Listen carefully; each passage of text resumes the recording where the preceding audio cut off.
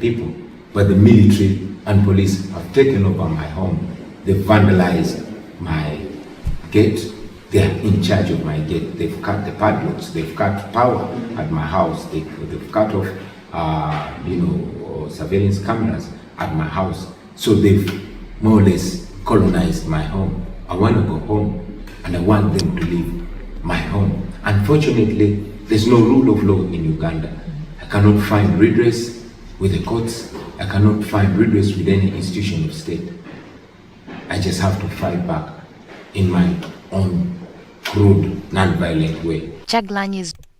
Yes, finally, His Excellency Kyagulanyi Ssentamu, but just actually managed to speak to us via different media platforms, and that clip is just a few hours ago, and I was like, I should come and share with you the current situation as it is as of now, from different places across this land, as well as a number of things that are currently going on. I know you guys are yearning for information. Yes, you are yearning for information, and that's what has brought me this evening to share you a couple of updates okuva mu bitundu ebyenjawulo. So inform the rest of your comrades, share this video far and wide mu bagambe nti yes, Bobi Muwonge aze live okubeera nga alina byashalingako naffe. Ngenda kushalinga namwe ebintu ebyenjawulo bingi nnyo. Maybe ne maaso awo tuyinza okwengaginga mu masimu.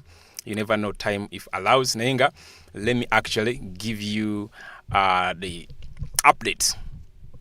President wa nyini yali mukwogera. Video further explained why he is not at his residence, despite police insisting that he is not under house arrest and has not been blocked from moving freely. I saw the police spokesperson saying I'm in my house, but the same police person said that the 10 people that were shot and killed in the house of my deputy president were actually attacking the police station. Indeed, they were inside the house.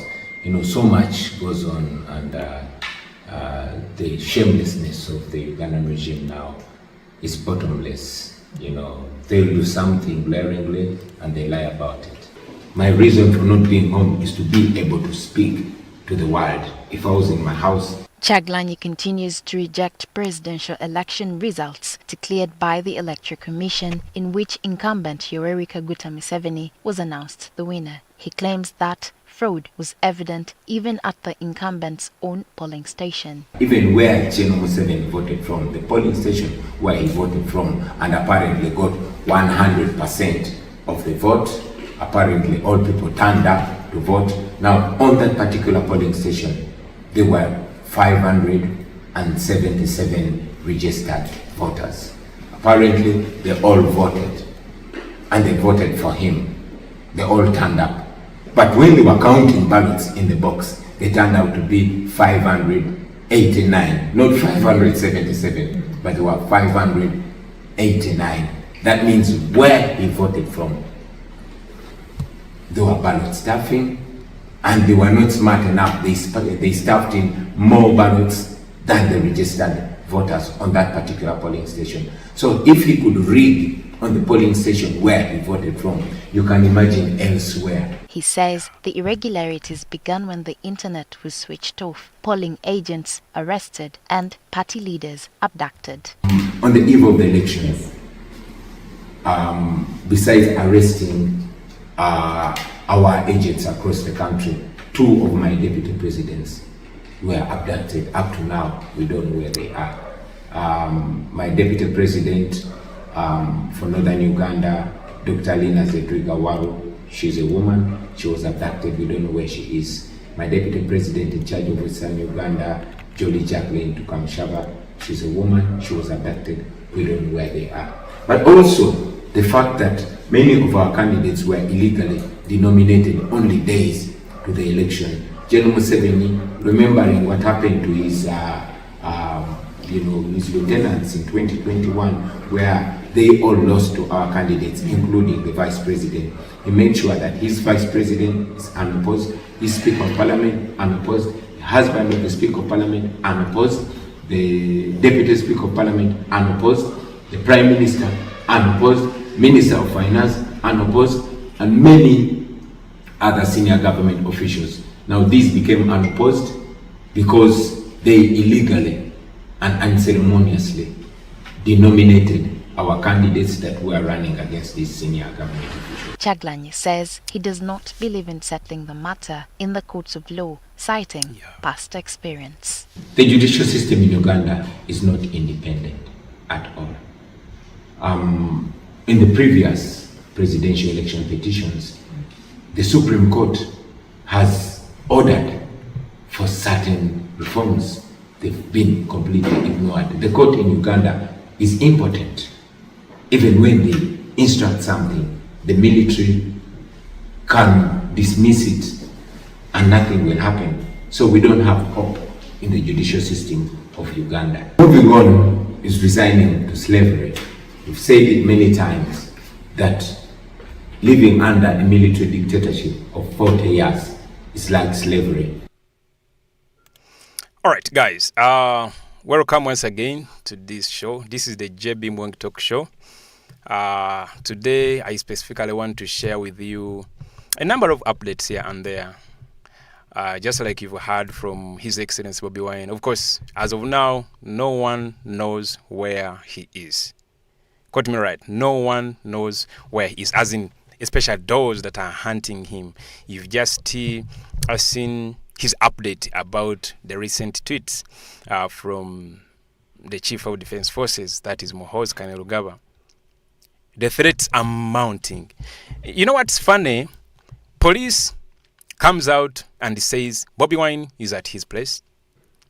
And then when Secretary General, together with the other leaders from the National Unity Platform, try to access the house to take food to the family, because apparently as of now, it is Babi Kyagulanyi as well as the other family members that are being held captive. The images you see from the screen behind me, that's the security at the house of His Excellency Kyagulanyi Ssentamu Robert. It's terrible. They do not allow anyone to go in, and they do not allow anyone to go out of that house. But police will shamelessly come out and say, no, we are not holding Kyagulanyi under house arrest. Actually, we are not there. No one is there. We are not even there. Like, maybe what we are doing, we are giving him security. Did he ask for any security? Is there anyone threatening to harm him? Of course, yes, that is the Chief of Defense Forces. And why is he not arrested or put to order? Because he's Museveni's son. Anyway, you're going to allow me in this show, I'm going to be mixing in languages, Luganda and English, to cater for our comrades who do not understand Luganda as well. But now, for the Luganda version, let me start all the way from where this entire story started. Naye kyenyina okugamba kiri bwe kiti nti streets zikyali militarized. Streets zikyali militarized. Ngenda kusharingako bu video naawe obwenjawulo. Army ng'egasse ne military, police bagenda nga batambula ku makubo bajjayo zi flags bakubisiza abantu amasannyalaze. Man, a lot is going on in this our country Uganda, kambabulire bantu mwe.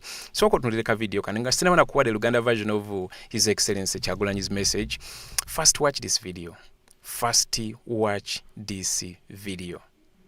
First watch this clip.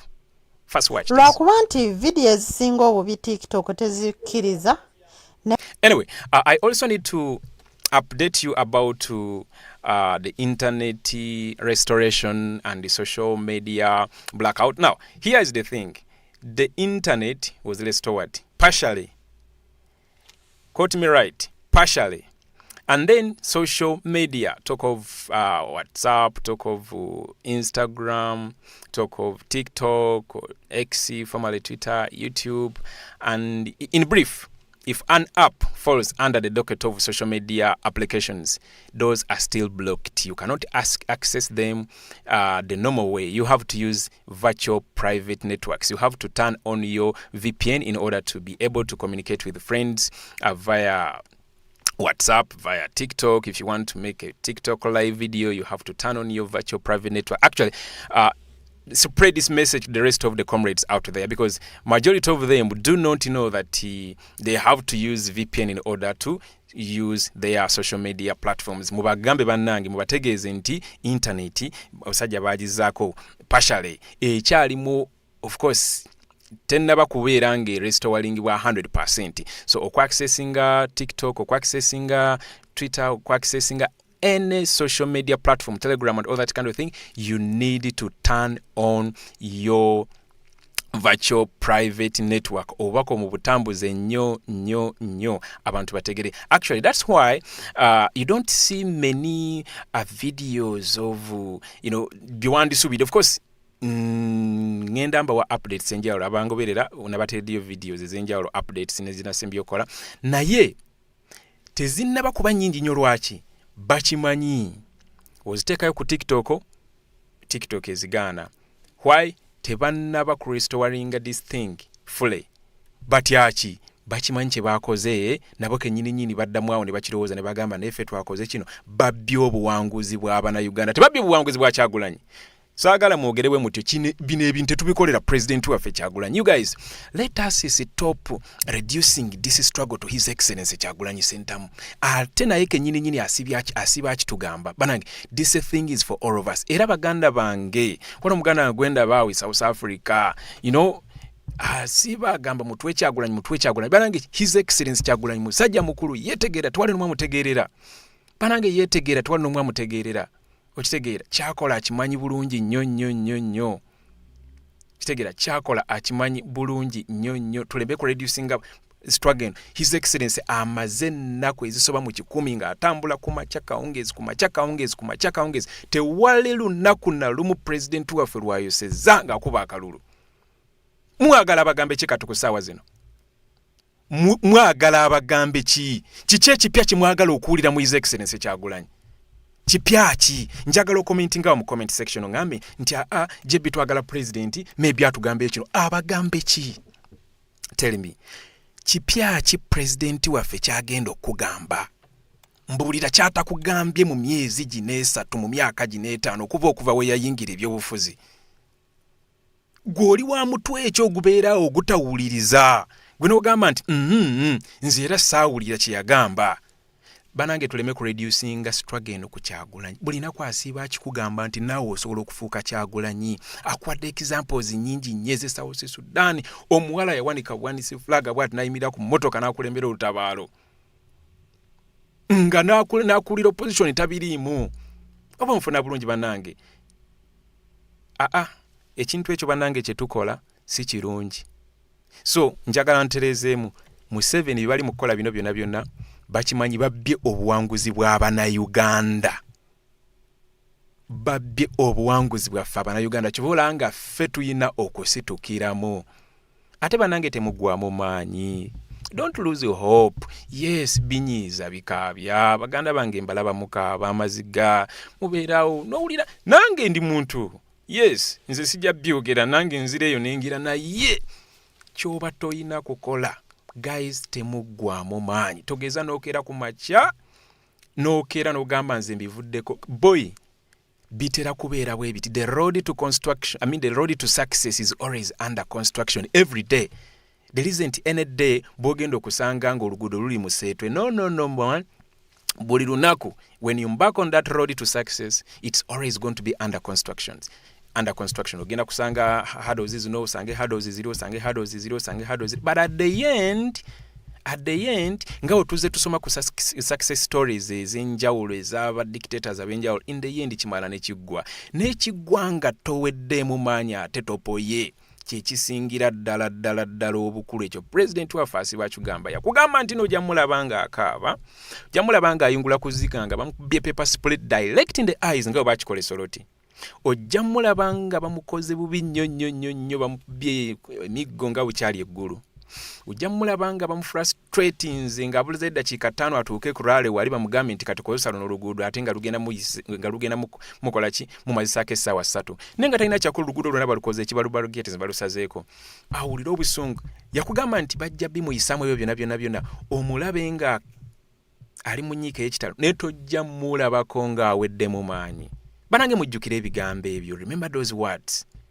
try as much oba weddemu amaanyi dayokko mu president mu video za president waffe wejjukanye banange temuggwamu maanyi ebisinga bino twabisuubira. Yes, nze nyinza okugamba mbaddewo wano okuva 2021 okuva 2018 okuva 2017 okuva 2016 nesiggwangamu maanyi ku bintu abasajja bano byonna byebatukoze. Lwaki? Kuba nkimanyi bulungi nti n'olugendo lwetwembakingako it ends as the rise and fall of Museveni. Oyagala kungamba nti oyagala kubuukiramu awo nga tunaatera kimaliriza toggwamu maanyi. Njagadde nka stressing ennyako kuba bambi yes kiri nakyo bannange okubeera awo n'ogiraagira mbu oti kiri nakyo kya buntu naye gwe yagala gana kkiriza leka tuyina sigala nga tupushinga. Anyway, soka labeka video kano bano sajja bintu bibali mukola katugo soko nole soko watching just watch a video jenkutedde ku screen laba kye bali mukola just watch that. Lwakuba nti video ezisinga obubi TikTok tezikkiriza naye kyemmanya ababadde mu kino ekitundu mumanya abasirikale bantu bameka be basse olw'okubakako okugjayo bendereeza eziri waggulu ku masannyalaze. Baana bameka abalinnye waggulu amasannyalaze ne gabakuba oyo tolowooza nti alinnya kwagala wansi waliyo amagye baamukubyekubye emiggo baamuwadde ekikezeso ne munno okugjayo bendera eyo alemererwa gwe bakuba ne batta. Naye twongera obbajjukiza nti eno Uganda mutubonyeebonye naye bujja kutya tufune obwenkanya bamikwano. Baana bangi batulugunyizibwa.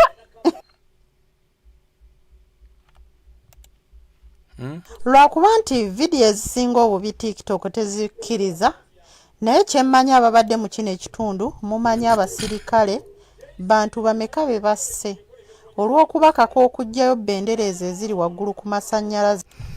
Kati benderezo mujjukire nti nno right now as we speak poliisi wamu n'amagye bagenda mu maaso nga bayisaamu eggaali nga mu formation zaabwe ez'enjawulo military poliisi wamu n'amagye ne bagenda mu maaso nga lwe basanga flag bagijjayo wekibatemba nga bakoka kaggwe agitaddeyo okubeera nga flag ya Uganda sigamba nti ye kata nti oba ya Kenya oba ya Tanzania nono eya Uganda flag yaffe eno flag eno ogira bulungi eno gyenjogerako nakusanga ng'ogiwanise wogiwanise kati nga ku muti gw'amasannyalaze nga ogulaba ogwo bamugamba agi muti ogulinnye. Baana bameka abalinnye waggulu amasannyalaze ne gabakuba oyo tolowooza nti alinnya kwagala wansi waliyo amagye baamukubyekubye emiggo baamuwadde ekikezeso ne munno okugjayo bendera eyo alemererwa gwe bakuba ne batta. Naye twongera obbajjukiza nti eno Uganda mutubonyeebonye naye bujja kutya tufune obwenkanya bamikwano. Baana bangi batulugunyizibwa. Gemazima obusungu bwo bungi naye nga bwensiba mbagamba nange titogeza n'obuyira omuntu omulala bukuŋŋaanyi olunaku olwo bugenda okuexploding oba lwaleero oba nkya tugende mu maaso nga tupushinga banange teggwamu maanyi yadde nakamu. Anyway, kansooke nkutwale mu Luganda version of His Excellency Kyagulanyi's message obeere nga artist nayo ofuna bulungi obubaka obwo. Yeah. Poliisi nakati ekyagumbye maka ga Robert Kyagulanyi Magere newankubadde omwogezi waayo yategeezezza nti tannasibirwako waka era teri yali amuganye kwetaaya. Twagala okutegeeza abantu bonna kati ono omusajja omulaba oba okufuna ekifo kino olina kusooka kuyita test yakulimba waliwo mwimanyi zino test zino bakale ezakawunyemu nga maybe poliisi esazeeko oluguudo ng'olina okukawunyamu ekakase nti no tonyweddeemu naye ate oli mu kuvuga oba okubeera spokesperson wa poliisi olina kusooka kuyitamu ako ka testi levels ez'okulimba ziri ku percentage si otunulira omusajja nga naye kennyini bwe yeebuuza byennyini byali mu kwogera naye kennyini yeewuunya naye ng'akanudde bw'ati amaaso ng'agakanudde ate siri ayine ng'alikanudde bw'ati ali mu kulimba live in camera ng'alimba nti candidate Kyagulanyi aliwuwe Magere kale ulira Kasangati mu Wakiso district. tali under house arrest bwe tuba tuli ba kwa arrest nga Kyagulanyi. Now byagamba tali under house arrest. This is the situation. Kino kyekiri emagere. Before they could cut off all the CCTV cameras, these are the photos that were taken. I don't know, are those Kyagulanyi's relatives? Is the other Nubian, Bobi Wine, Oli Ediawe, nti ono muwala we Subi? I don't know. What is this guy talking about? Huh?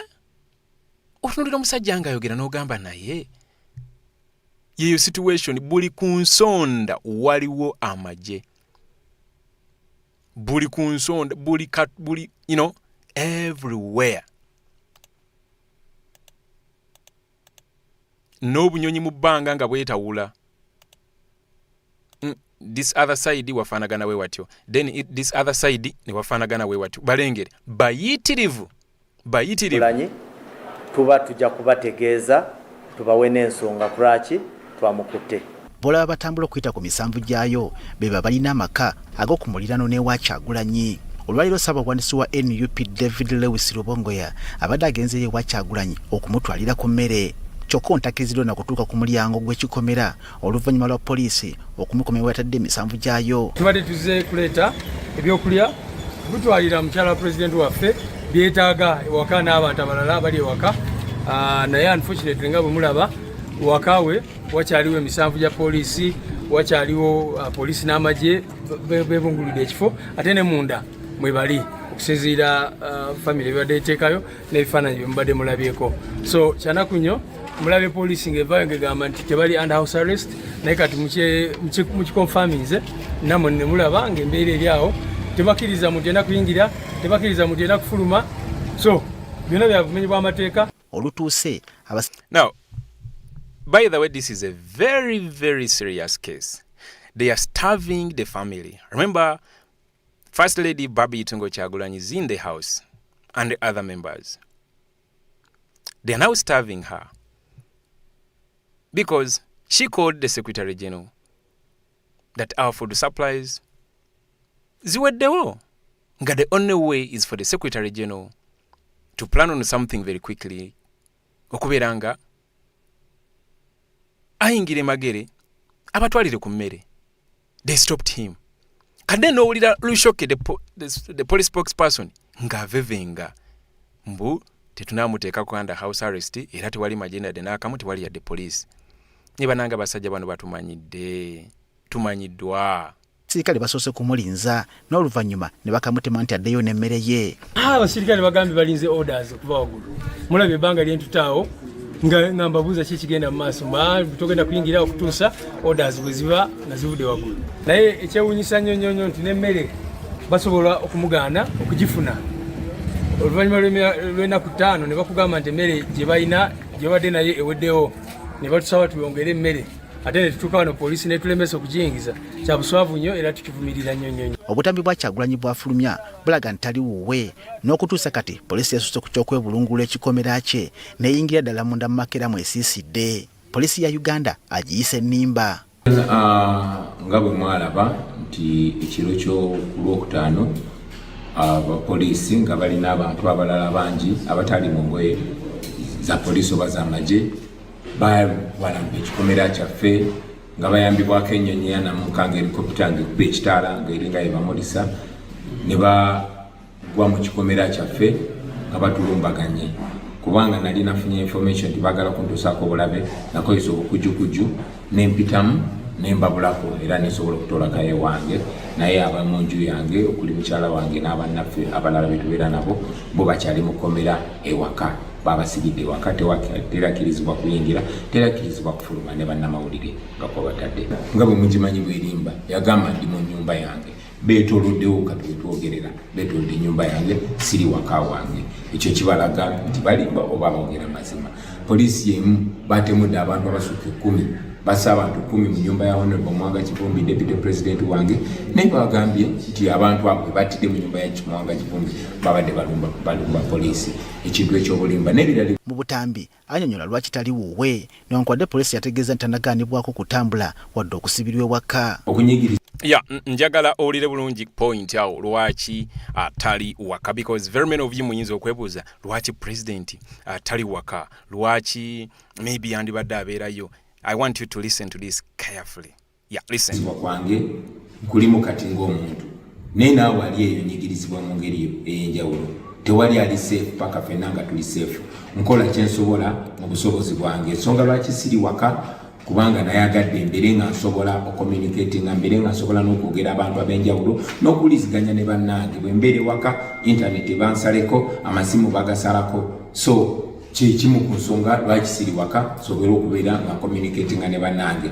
Neje buli eno Now, before I even go to the next part, njagala mwena mujjukire bulungi the last time, that was the 15th, the 15th of January 2021.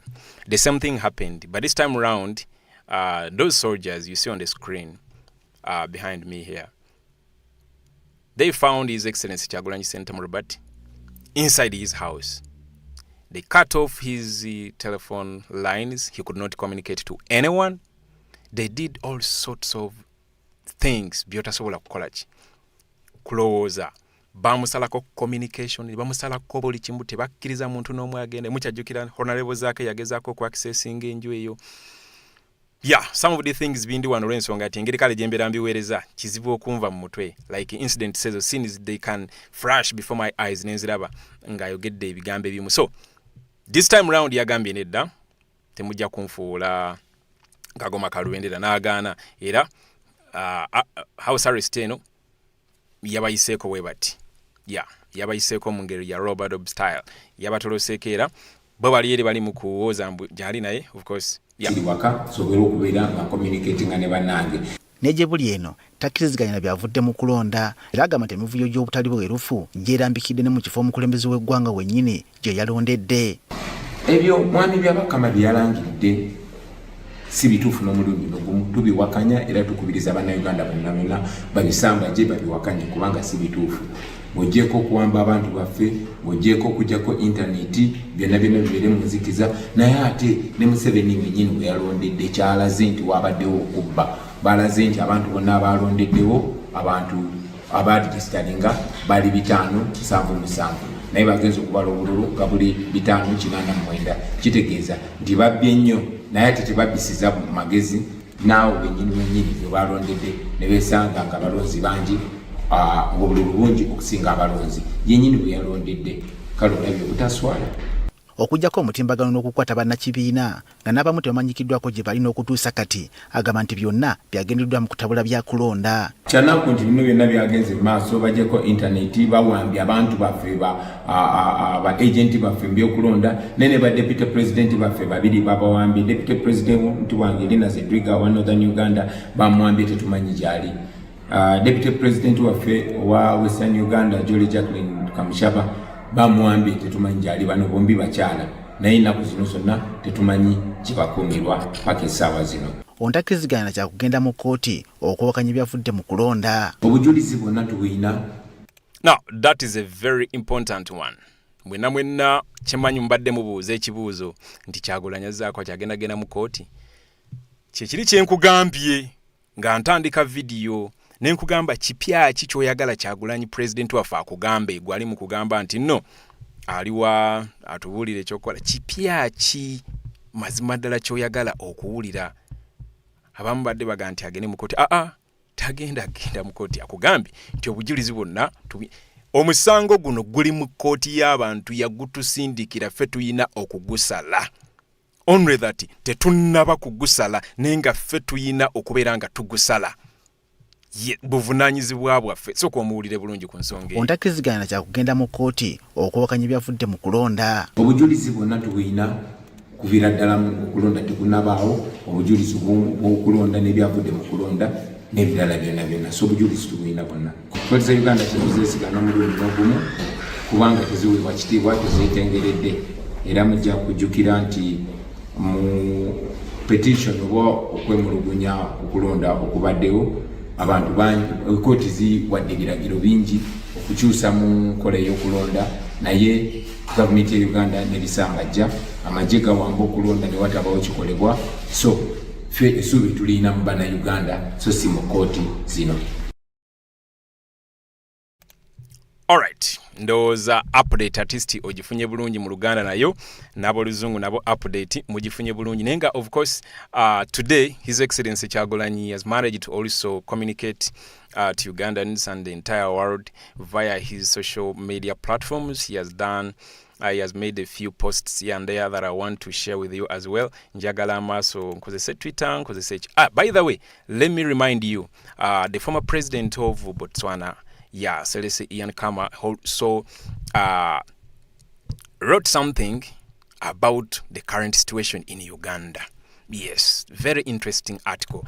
I haven't actually managed to read all of it. I was like, no, I'll read it together with you guys ku live stream weno era ngenda kubeera nga mbasharingirako naye actually ne president waffe nayo article agisharinze bulungi nnyo mumanyi bulungi omukulembeze oyo yali naye Italy mu 2003 mukyajjukira the conference eyajjako abakulembeze ab'ensi yonna ab'amaanyi omwo mwe mwali omukulembeze former president of Nigeria, wano mu Uganda ne bajjayo president waffe Kyagulanyi, South Africa bajjayo ani mwerabidde, mu Botswana ne bajjayo Ian Khama, bali abakulembeze bangi nnyo. That organization by the name Blackout Foundation esangibwa mu South Africa etera okutegeka conferences ez'enjawulo yaliko ne mu Somaliland during the African security meeting president waffe yaliko n'abakulembeze ab'enjawulo. The same thing happened in Senegal. Mwe abajja ban following ebintu ebyo ntera okubibatuusaako wano. Obanga owulira bipya subscribing oberenga to missinga otekingako ne notification alerts. Anyway, ngenda kusharingako nawe article eyo. Ne mukyajjukira president ya ebifaananyi ebyo yabisharingako naffe wano ku platforms ez'enjawulo ng'ali n'abakulembeze abo bali bennyini bali ensi nga oyogera erinnya lye ng'abantu baga boy naye kennyini yatuula mu basajja bali n'agamba wow unaabe engalo zo bulungi nezitukola osobola okudayininga ne ba big boys. Anyway, ngenda sharingako na bubaka obwo former president oyo bwawadde nga ayogera ku kiki ekigenda maaso mu Uganda. Naye njagadde ndowooza kankozese Twitter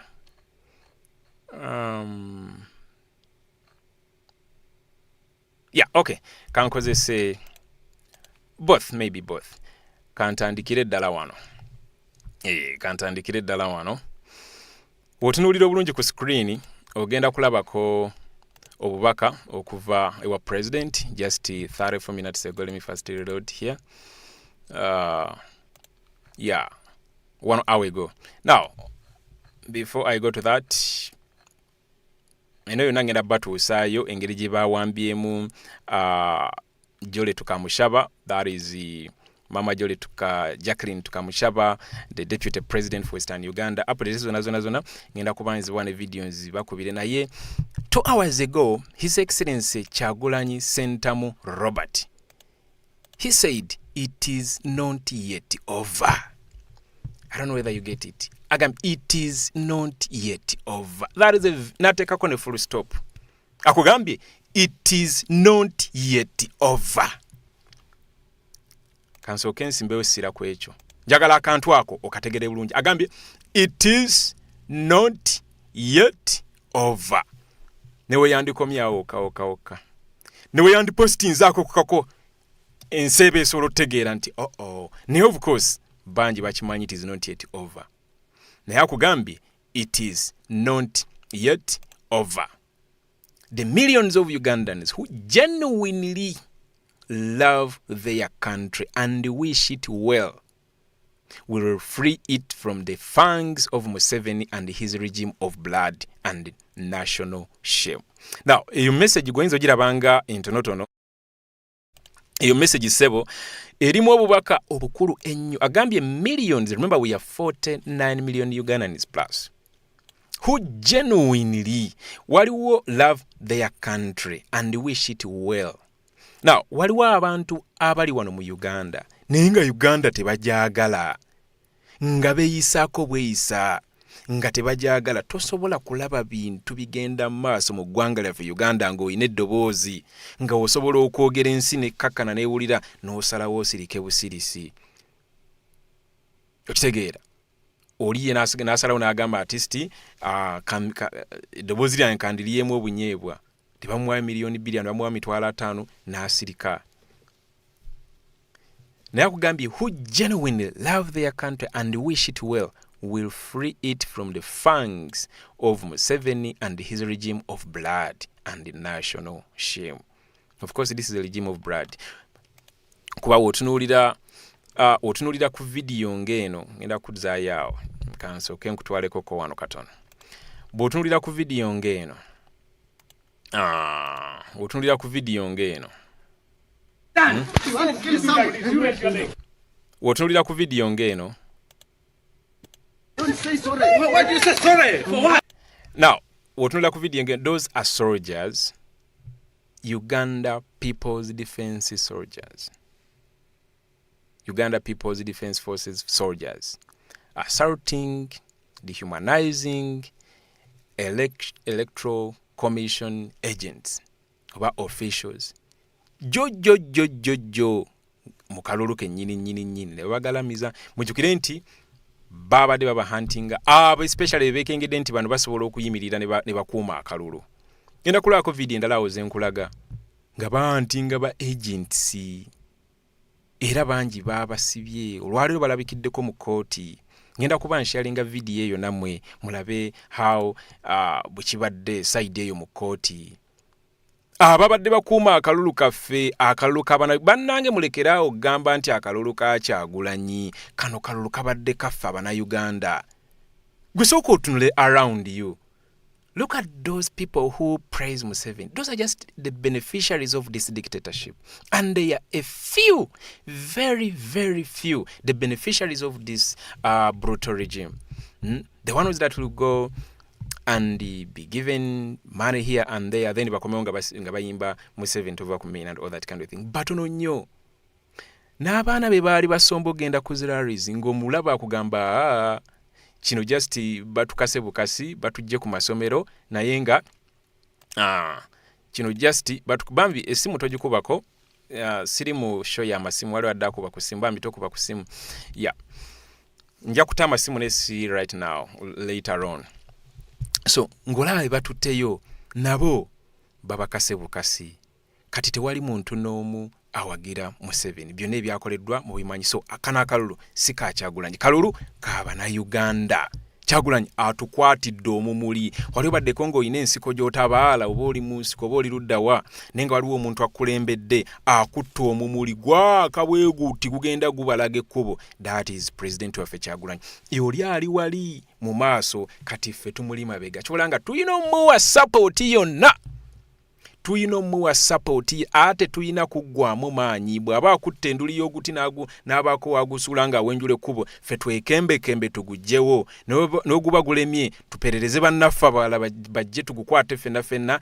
That is the route oba that is the journey gye twembakinga onu ffenna yakunula ggwanga laffe ino Uganda.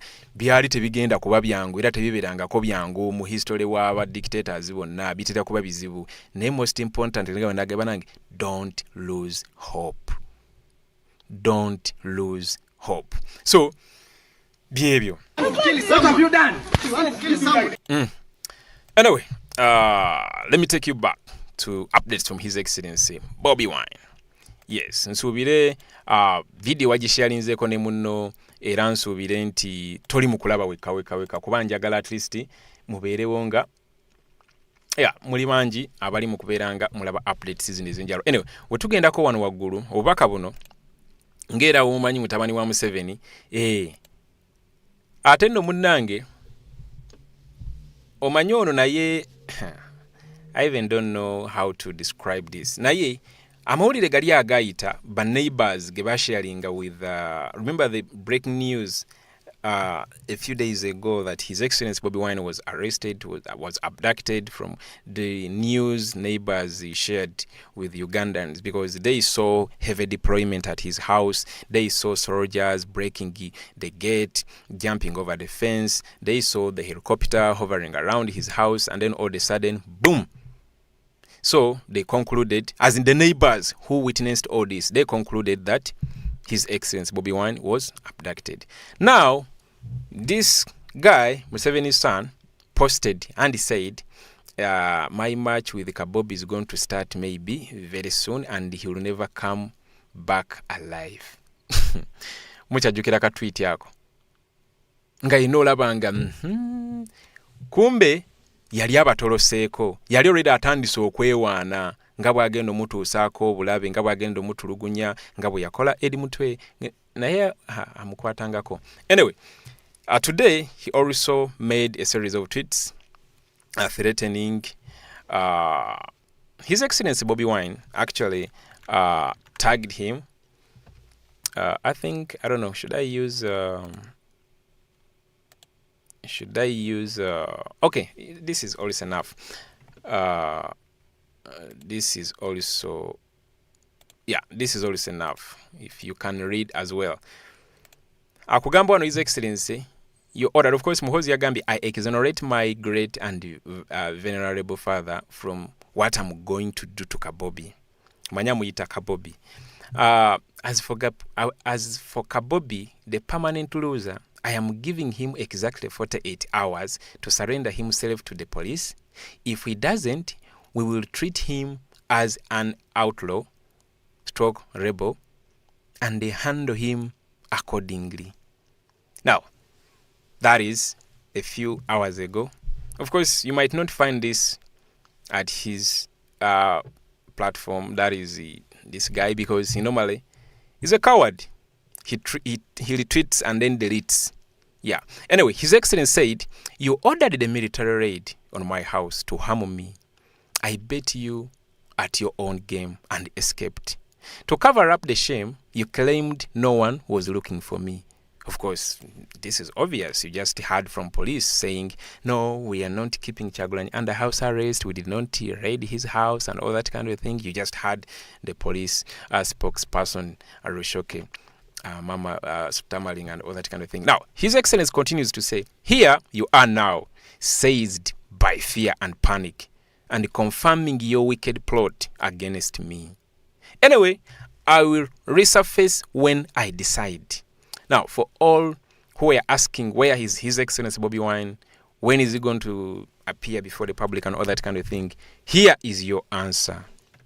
He tells you, era kigamba Muhozi, I will resurface when I decide. And then you and your father can do whatever you want to me. But make no mistake, you'll never escape the inevitable consequences of your wicked atrocities against the people of Uganda. This is our country. Manyi bano bachali, munange bo balowooza nti ensi yaabwe. Yes, balowooza ensi yaabwe baagigula, baagiwamba, olw'okuba balina emmundu. Yes, era singa si mmundu. Mwena mwalaba incident yeggulu when the military, the SFC, police, basalako president waffe eggulu, akasirikale ako aka SFC twaka profilinga wano mukyajjukira. We bakajjaako omuggo mama kadduka ekikumi okufuna obubuddamu eri police, because nga kali helpless without omuggo ogwo. Ali helpless, so bano without emundu era obalaba obadde obalaba mu gundi batambulira mu formations bwe zityo. Bo bennyini they don't trust each other. Very many of you maybe were wondering that why all this police, ate military, ate SFC, ate jati, ate bichindozo balaba, different colors, different security personnel from different security agencies, all on one mission. Dozo balaba, olengeramu aba SFC, olengeramu police, olengeramu abajjat, olengeramu ate ab'amagye, olengeramu ate police y'enjawulo. Man, about counter-terrorism and all that kind of a thing.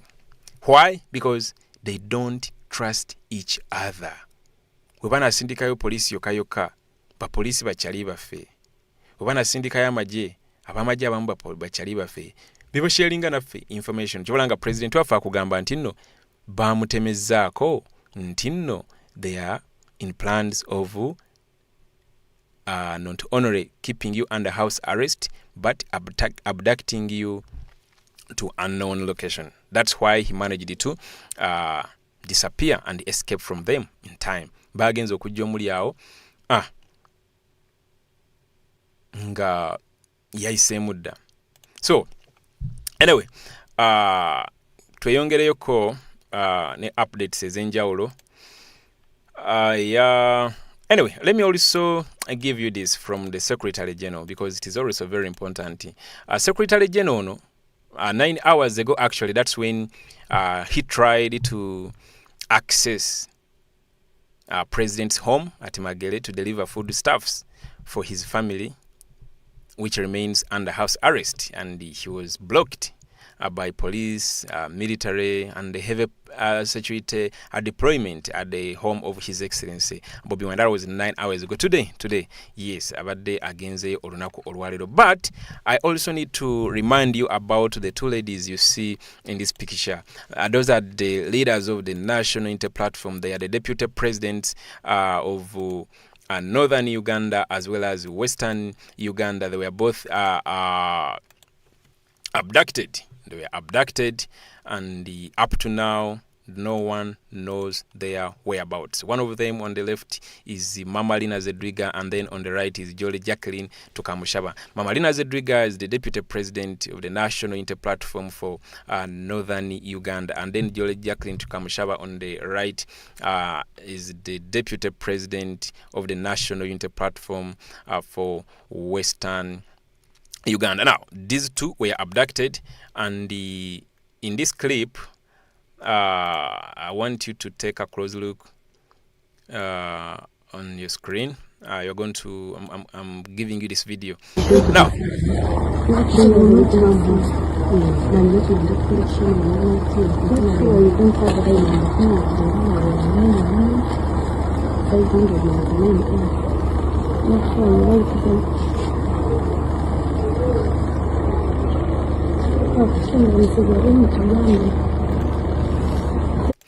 now that's how the deputy president for Western Uganda was abducted. Now, like I said last time, we have media platforms here. Anyway, they are under captivity, like they are all not free as well. They will come out and say he was arrested. There's the video. Imagine how many days. Actually, he was arrested. He was abducted. That was on the eve before election. That was on Wednesday, the 14th. Yeah, that evening, together with very many of our agents, and as well as comrades that were transporting appointment letters to agents of Western Uganda as well as Northern Uganda. They were abducted. Very many, up to today, they are still missing. But for the case of Jolly Jacqueline Tukamushaba, the deputy president, up to today, no one knows her whereabouts. I don't know whether that defines an arrest, or it defines a kidnap, or it defines an abduction. For those, the custodians of the law will guide us, but to a layman like me, I will just call it an abduction. I did not study law, but at least I can just use my little common sense zenyina okusobola okulaga. This is an abduction. It is not an arrest. Tewali teka liragira basajja bamagye kwenyigira mu kuwamba abantu. Eryo sirisomangako mu constitution ye Uganda. Nti bajja kubuzaawo omuntu okumala ennaku nga talabikiddayeko mu kooti z'amateeka nga tebamwalinize before courts of law and all that kind of thing. eryo siteeka sirimanyi. Kyemmanyi kyenasomako ekitonotono kindaga nti obeera ng'oli officer of the law ng'oze okukwata omuntu osooka ne weeyanjula nti yenze JB Muwonge ndi wa poliisi nkolera ku station bweti ne bweti ne bweti. Poliisi ekwetaaga ku musango bweguti ne bweguti ne bweguti ne bweguti era tubadde tusaba otukole ki tugende ffenna. Si bya kukwata kusika mataayi kusiba mu miguwa kunona naziwa akadaala kudraginga mu mmotoka zitaliko number plates kujja mu formations ezenjawulo ez'abamagye jati police and all that kind of thing. So she was abducted together with Mama Lina Zedriga. Banange tugende maaso nga twebereramu okubanja these two because kuwamu akafaananyi wa webali saawa zino. Yes, wa webali essaawa zino. Anyway, otoyongerayo waliwo kinjagala okulaga ekirala. Wetwogera kati ku ssaawa zino enguudo si mu Kampala wokka si mukono wokka mu bitundu ebyenjawulo okwetoola eggwanga amagye gakyali ku street, emirimu teginakuddamu kugulawo like as it is supposed to be. The tension is still too high. Era nga emmotoka pichi bro buli emu bagicekinga n'ebikwogerako ne babikujjako. Take a look at this video. Take a look at this video. There's no time. Yeah, take a look at that video.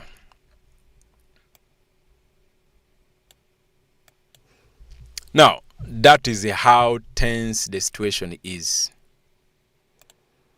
That's how tense the situation is. Yeah, kan kusembereze bulungi ka video kano because far much better singa olengera bulungi. Yeah, let me do this.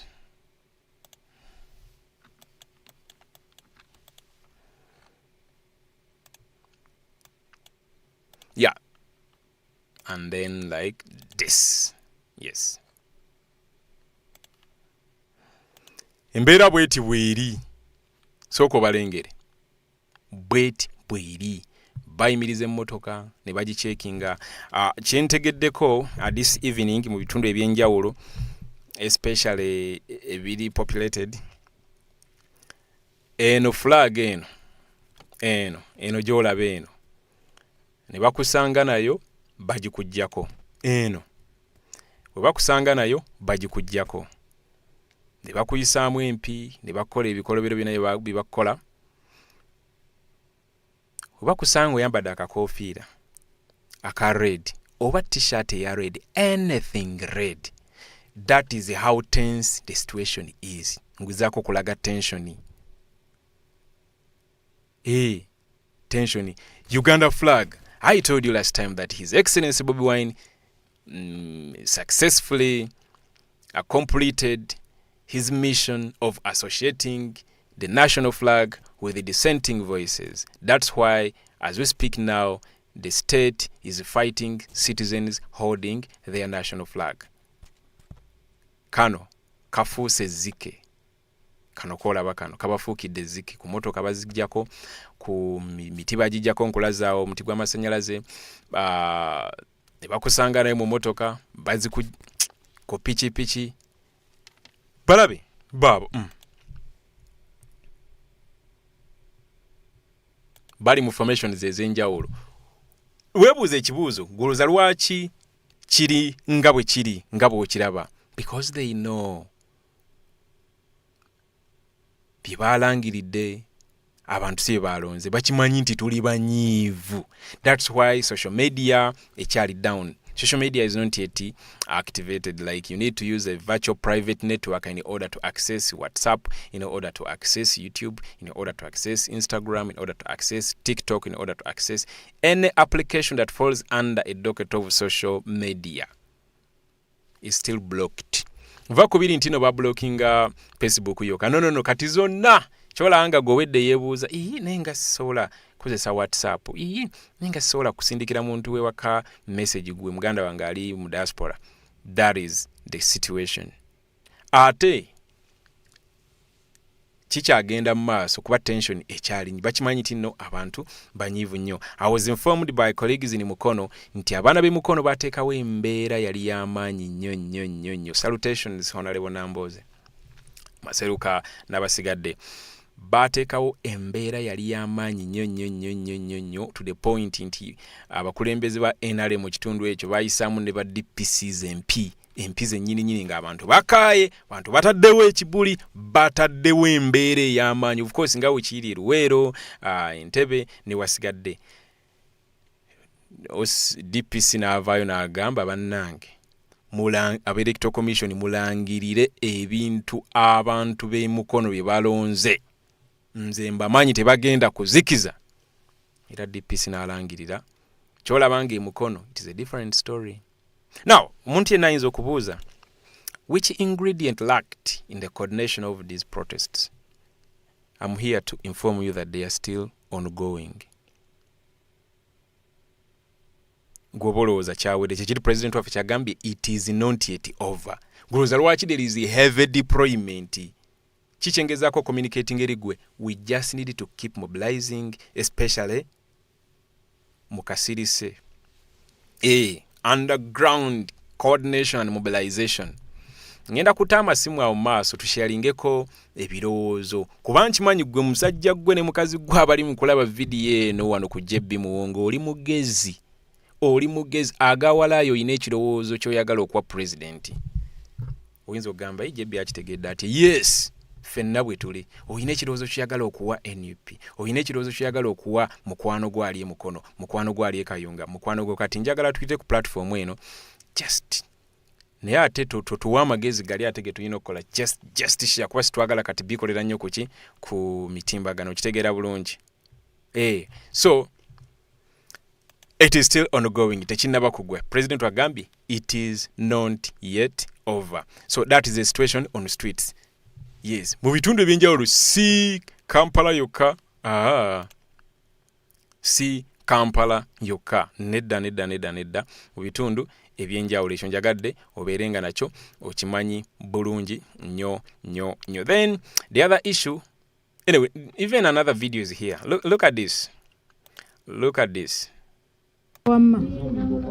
Abasajja baba batukubye babadde bagaa kututta batuseemu omuntu bannange tuli wano bwe bajja ku craft abasajja batemu bano batukubye batutte tulina kye tubakoze amagye ago gonna ge mulaba amagye meerere ge mulaba awo gonna gali wano gajjudde gatukubye batutudde n'omuntu waffe ala talina buzibu tebatusanze ntwogera ku bya Bobi Wine wabula batukubye bukubi basa omuntu abo mulaba awo ago magye gonna ga SFC bayitirivu abali muleya batukubye tulina kye tubakoze batandise sawa 11 bibyo oyinza okugamba nti nno omanyi waliwo video gye nakoze a few days ago nensangamu ka comment akagamba nti kale byoli mu kulaga tewali na kimu ki happeninga mu Uganda.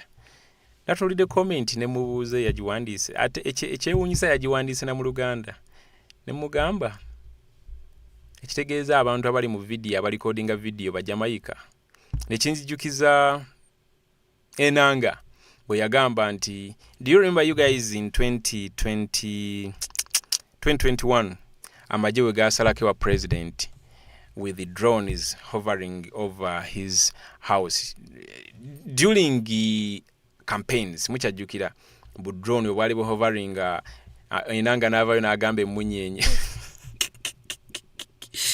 siyerabira incident eyo enanga yavayo n'agamba nti eyo yabadde munyenye Kyagulanyi yafulumye mu nyumba ye engeri gy'amanyi gyagala okufuluma ennyo wabweru engeri gyagala nnyo okubeera abweru enanga yali bwati Kyagulanyi yafulumye mu makage yatunudde mu bbanga bwati ndowooza yalengeddeyo obuntu obwaka n'agiyita drone naye yadde munyenye banange natunulira omusajja kyekiri kyenkugambye nga nandika video eno nti bana basajja abogerera police basooka kuyita mu testi ey'okubeera nti levels zaabwe ez'okulimba zirina kuba waggulu nnyo kikubuukako okitegeera era mu 2020 20 on the 18th and the 19th, amagye gavaayo ne gagamba nti abakoze ebikolobero ku bannansi. Mujjukire nti during those days they murdered over 200 innocent Ugandans. Why do I say 200 innocent Ugandans? Daily Monitor recorded the collective figure. Of course, bakola investigation is our Daily Monitor. Then government eno ne bateekako enninga article eyo ne bagidelitingayo ne issue number kuba Daily Monitor eyina e-paper. E-paper eyo obeera ng'oligestalinze, you get the entire booklet in soft copy as a PDF direct to your email. Gwabera yagala okola kinjikubira kalango anyway. Yes, kuba reporting ga reporting ddala bulungi gwe wenna osobola okugenda n'osoma mawulire ago. Naye bw'oddayo mu zi archives za Daily Monitor agawalayi tojja ssangayo issue number eyo, era ojja kusanga bagifulumya olunaku lwali lwakunanji naginoonya n'embula. Nali nyina research gwendi mukola naginoonya n'embula nga issue number eyo bagidelitingayo. N'ogenda gwegenda okebere amawulire Daily Monitor ge yakola in between November 18 to 25. Yeah, Diamonds archive ezo okebere booklets oba issue number ezo. E-paper uploads ezo zeteekayo mu archives. Okebere date ya 2020 November from the 19th to 25th. Ojja kusanga nga waliwo issue numbers ze badelitingamu ezimisinga. Mukyajjukira eggulira Daily Monitor ezaliko nti nno 200 people murdered in, you know, mu kavuyo akaliwo nga Uganda bekumyemu ogutaaka nga lwaki regime ene wamba omukulembeze wa His Excellency Kyagulanyi. Article eggulire mukyalijjukira cover photo ya saturatinga nnyo babateekako akazito aba Daily Monitor ne badelitingayo gundi eyo. So lwaki ngamba 200? Nicholas Opio mumanyi bulungi human rights lawyer oyo yakola investigations zize ezali independent bulungi nnyo. Yali atuuse kuba yali profiling abantu 15 families ezafiibwako abantu. Amagye ne gasalako chapter 4 ne gatwala laptops zonna amasimu gonna mukyajjukira ne bagigala n'ogigala ebiseera ebyo. So omuntu yenna agamba mbu simanyi bino tebiri Uganda osooka n'omubuuza. Aboogera mu background abakwata of video bali Jamaica, bali Cambodia ne anyway omanyirawo nti nno oyo abeera regime sympathizer nenga that is the situation. Abasajja baba batukubye babadde bagaa kututta batuseemu omuntu bannange tuli wano bwe bajja ku craft. Abasajja batemu bano batukubye tetulina kye tubakoze. Amagye ago gonna ge mulaba amagye meerere ge mulaba awo gonna gali wano gajjudde gatukubye batutudde n'omuntu waffe ala talina buzibu. Tebatusanze ntwogera ku bya Bobi Wine wabula batukubye bukubi basa omuntu abo mulaba awo. Ago magye gonna ga SFC bayitirivu abali muleya batukubye tetulina kye tubakoze batandise sawa 11. So ekyo ndowooza nakyo okifunye bulungi. Then the other thing that I want to share with you is the fact that as we speak now there is a witch hunt spearheaded by the army, the SFC as well as the police. Bagenda banoonya ba agents. Yes, bagenda banoonya ba agents abadde ku polling stations ez'enjawulo. Some of our comrades managed to get a copy of the declaration form, the DRR forms. Bannamawulire baganda baffe bali mu banoonya. Ba agency, of course, for the agents, very many of them were rounded up, especially those from northern Uganda as well as western Uganda. Ne wano we nyini wano as well as eastern. Only that those that managed to brave the intimidation and showed up at the polling stations, manned the election and collected the declaration form, abamu ku babasinga. Kati wotunuulira video eno ya njagala wetegereze bulungi ka video kano. Balumbi amaka gano. Njagala wetegereze bulungi ka video kano. Ka video yako kaliwa just a second. Ka video yako kako njagala oketegereze bulungi nnyo.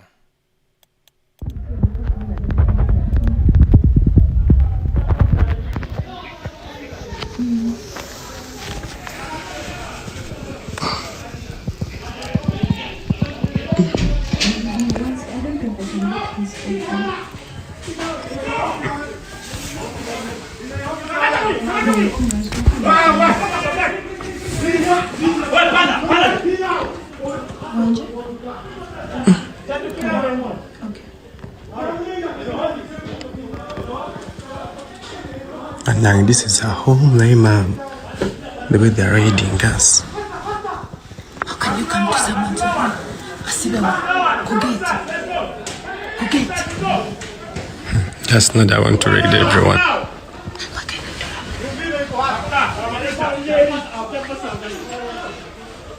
Yeah. No.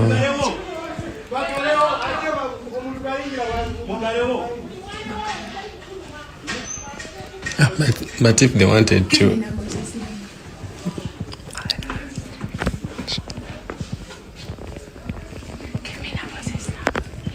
Just know they have called that already.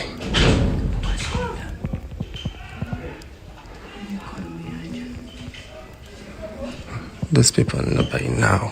You can't tell me they've not called. No one has called them yet.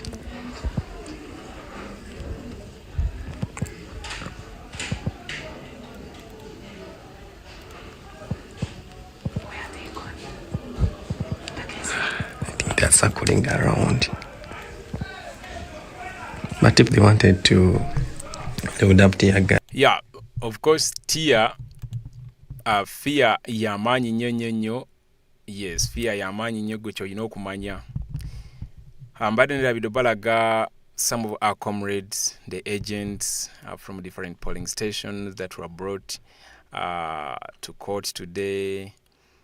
Omusango gwabwe kukuuma kalulu ka president waffe Kyagulanyi. Gwe musango gwabwe.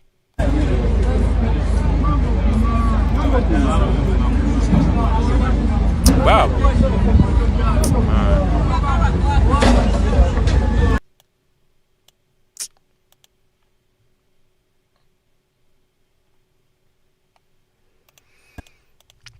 Hey, man.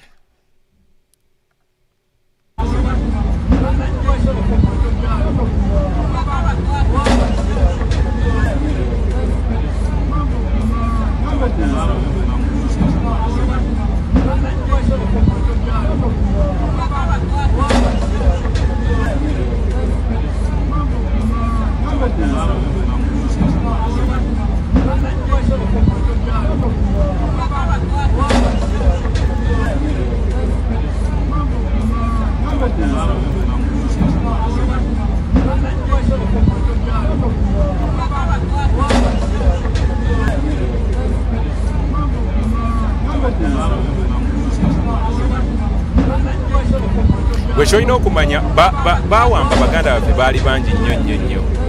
Bakwata abantu baali bangi sigama nti no bakwata bano bokka.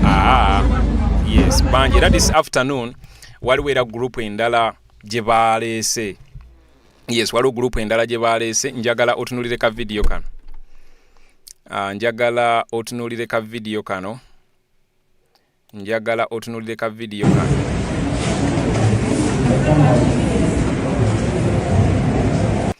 All this happened today. Yes, oyinza ogajja ebyo byaddewo no, bino byonna byenkulaga bya lwaleero. Kyolaba nga nzize lwaleero kwa updates ne president waffe obubaka bwenkusomedde bubadde bwa leero.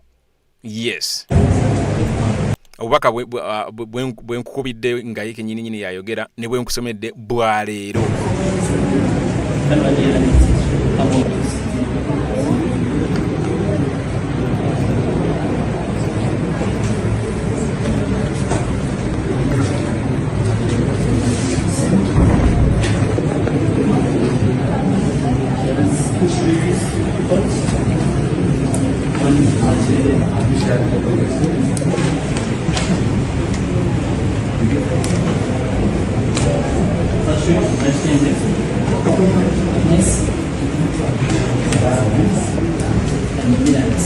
Bano bawerera ddala 120.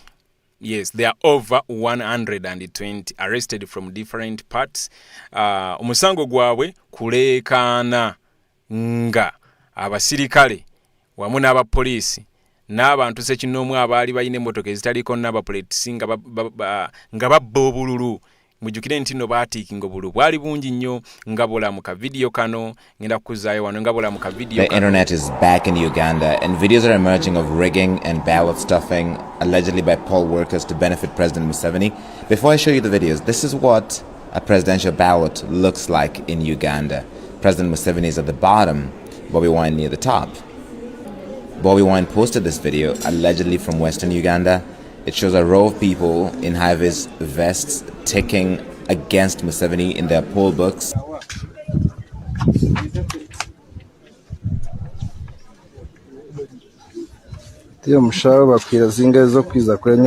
This video is also getting shared, allegedly from the central region in Uganda. Again, people can be seen ticking against President Museveni's column in yellow. The internet was out throughout the election season. We don't have...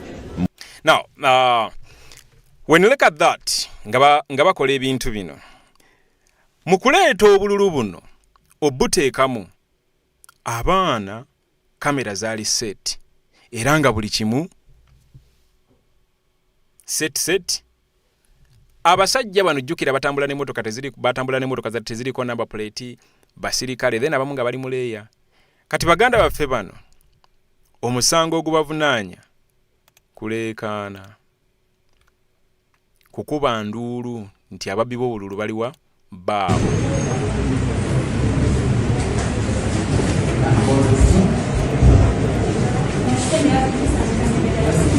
Era basindikiddwa eruzira. Yes, oyinza okuga nti babawadde bbeero nti nedda basindikiddwa luzira.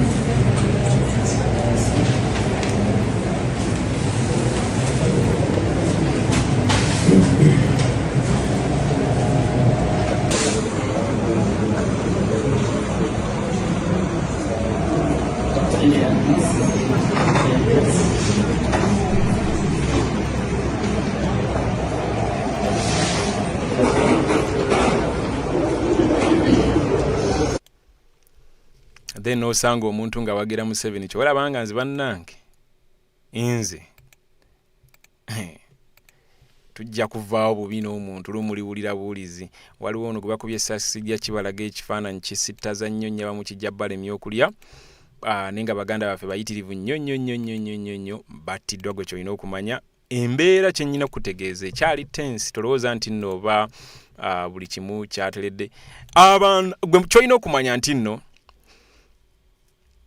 embeera tennaba kutereera, ekyali ya bunkenke. Kyolanga internet ekyali off, social media ekyali off, wadde internet eri partially restored, social media yonna ekyali off. Bana basirikale babakwatidde side y'e Masaka.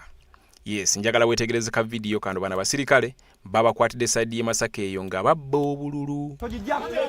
Ntegako kamera. Wantusibye musana. Wamwagala kulya sente muzijja temujja tutuma ya budde.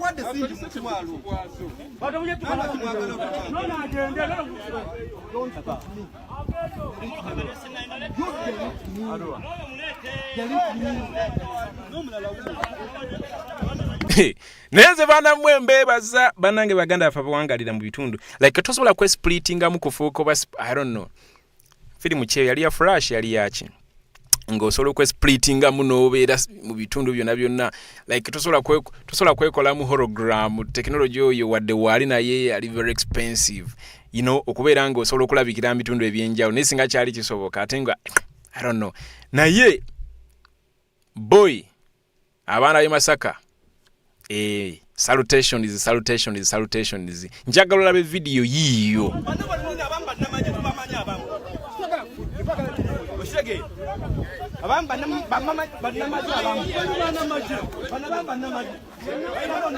Ndozo kawulidako bana abamu bannamagye tubamanyi n'obamanya kikwakakatako kubeeranga tulanga tubagabo n'obusajja okubuprofilinga obukuba ebifaananyi obukola ebyo obukuba ebifaananyi nga bakola ebikolobero ebyo. Omusajja omwana omulira agamba nti bano bannamagye abamu tubakola ki tubamanyi bulungi.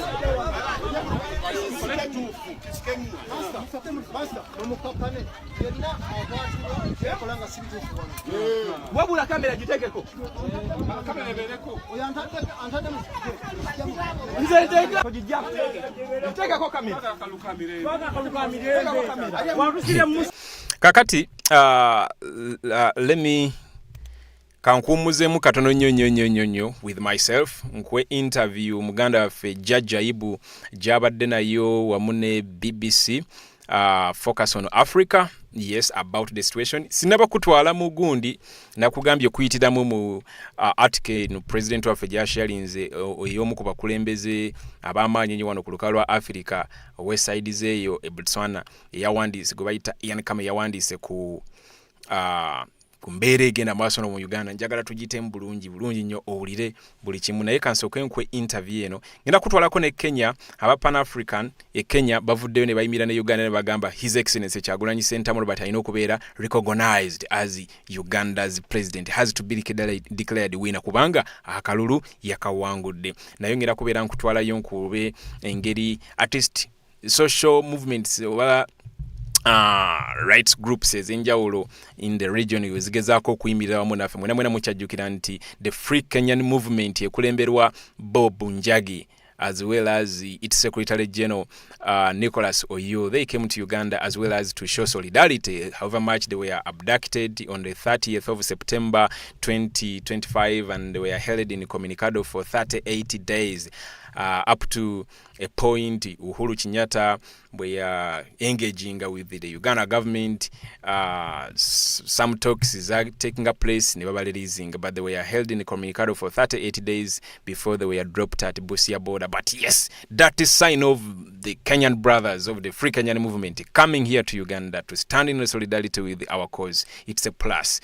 The issue egenda maaso kati y'Abaganda ffe Abakenya aba Pan Africa nayo message yaabwe ebadde gumite nnyo tebasalikako musale. ngenda kuba nkuwa obubaka bwabwe ne kansooke nkwejja jaibu nga ye mukulembeze wa Africa ye mukulembeze waffe wano mu Africa ku lukalo wa National Platform atwala ebbendobendo lya Africa. Olwalira yogeddeko ne focus Africa ku BBC wadde BBC yantamanze okuva we nabasomera ne bamblocking okuva ko lunaku bantama naye kaleera kambawe obubaka buno. The whereabouts of Bobi Wine are still unknown. Actually, on the day of the election, which was on the 15th of January, the military officers and the other security agencies came and they jumped over his fence and they basically kept him under house arrest. They even erected a tent in his compound with the intention of keeping him under house arrest like they always do. And they did the same thing in 2021. But then later on, they started banging on the door with the intention of trying to kidnap him, like they have kidnapped other leaders of the party and the other supporters of the party. But then Bobi Wine managed to escape and he went to a place that he is not disclosing at the moment for his safety. We've had a lot of conflicting reports. We were told by his son that he and his wife had been abducted by the Ugandan army. The army denied that. The son later said the father had escaped the raid, as you're saying now. Is he free now? He is free because he's on the run. Not that he committed any crime, but because the government that we're dealing with is not a government that actually respects rule of law. It's not a government that respects human rights. So of course they are looking for him, and he is free for now because he's on the run and he's at a place that he cannot be able to disclose. But they are looking for him, and we know the kind of people that we're dealing with. And if they find him, we don't know what might happen. Here on NewsHour, we spoke to a minister in the government saying the elections were free and fair. Bobi Wine says there was ballot stuffing, says there were fake results. What proof is there that this was not a genuine result? There is a lot, enormous proof. Even as I speak right now, there are videos that are circulating. Remember, on the day of the elections, Mr. Museveni actually switched off internet from public access. No, but switching off the internet isn't proof of faking the election, yes, is it? And that's what I'm saying. They did that because, first of all, they did not want the people to share information, to be able to share the declaration of result forms, because at many polling stations, many of our polling agents were arrested and they could not be able to share those informations with the rest of the team. Now that the internet has temporarily been reopened, now we are seeing videos of people pre-taking ballots in favor of Museveni. A lot of ballots were stuffed and people are pre-taking ballots. Many of our polling agents were arrested. As the main opposition candidate, as the best known figure of the opposition, what can Bobi Wine do now? Will he go into exile? Well, going into exile, I don't think is a solution, because this is a struggle that we embarked on. It is a struggle of liberation, similar to what South Africans were going through during the times of apartheid. You see, the dictators of these days are different from the dictators of the old days, the likes of Idi Amin, Mobutu Sese Seko, and others. Those ones, they would carry out an open dictatorship. They would abolish the constitution. They will do away with the parliament. They will do away with the courts, and so on and so forth. But now the dictators of these days, they allow these institutions to exist, not because they have any power. They all work under the wings of these dictators. We are asking the international community to first put respect of human rights and dignity, respect of democracy as a precondition for cooperation. We are asking the international community to help hold Museveni and the perpetrators of human rights violations accountable. We know that this is our struggle as the people of Uganda, and we can do that on our own. But what we are saying is that stop financing our oppressor, because the monies that you give to Museveni ends up buying tear gas that Museveni uses to oppress the people of Uganda. The whereabouts of Bobi Wine are still unknown. Actually, on the day of the election, which was on the 15th of January, the military officers and the other security agencies came and they jumped over his fence, and they basically kept him under house arrest. They even erected a tent in his compound with the intention of keeping him under house arrest like they always do. And they did the same thing in 2021. But then later on, they started banging on the door with the intention of trying to kidnap him, like they have kidnapped other leaders of the party and the other supporters of the party. But then Bobi Wine managed to escape, and he went to a place that he is not disclosing at the moment for his safety. All right. I believe you've had that short interview, our comrade Jajaibu. Salutations, comrade Jajaibu, all the way from South Africa. Jasinziro okubeera nga akwasaganya emirimu gy'ekibiina. I believe I've managed to hear his take on the current situation. Of course, that is a contribution. I always tell you guys that enkyukakyuka eno osobola ogicontributingako mu ngeri enjawulo. Kati tali ku ground naye gyali naye alwana mu ngeri enjawulo. Kitegeera amanyisa ensi kiki ekigenda maaso. Yes, amanyisa ensi n'engeri omukulembeze. Yes, ngenda kubeera nga mbakyaza wano Jajaibu. Ngenda mubaleeterako in a few days. Yes, ngenda mubaleeterako a few days. Kyemanyi kwali alaba Richard Kamya ne baganda afe mwena bawangalire South Africa mumutegeeze nti Jebi Muwonge akwetaaga ku show tubeeko bitubaganye ebirowoozo especially mu kaseera kano ng'abantu amu baggwaggwamu kale ko kumaanyi kyetaagisa to energize and keep the spirits high. Nina bagamba nange temugeza ne muggwamu hope topowa luno olugendo lubeera bwe rutyo, lubeeramu obuwonvu n'obukko. Ate kino ffe twakisuubira, naye ekyokubeera nti ffe bannayuganda ffenna okuva mu bitundu ebyenjawulo tetunakwekola mulimu okutwala abasajja buno entyaki, tekitegeeza nti olutalo luwedde, tekitegeeza nti the fight. Buli omu kyayagala kwe kulaba nga buli munnayuganda, east, west, central, south, north, ng'ayimukiddemu wamu buno busajja tubutwala entyaki. Buli omu kyayagala kyoyagala si bwe kiri. Kati no kankunyumizeeyo akantu katono ate ogenda kukkiriziganya nange. Okimanyi nti no the only way Uganda yaffe eno okutereera nga buno busajja bwonna butuviiridde. Kankubuulirayo ekintu kibuno obusajja bubi to the point nti ne bwe tubuwangula ne tubujja mu ntebe ne bugenda wali era bugenda kuba bugenda teekawo olutalo butandika okuyeekera. So the only way butwala ntyagi ge mazima genkubuulira. So the only way butwala ntyagi. So gwe wena ali eyo ekyo njagala obeerenga okimanyi bulungi. Anyway, nga sinnaba of course Jajaibu ensonga zinyonyodde bulungi nnyo. Yes, Jajaibu ensonga zinyonyodde bulungi nnyo. But sina kyenyiza kugattako ku interview eyo. Nga sinaba kutwalako wano mu baganda baffe aba Pan Africa bakenye aba commentings era aba awadde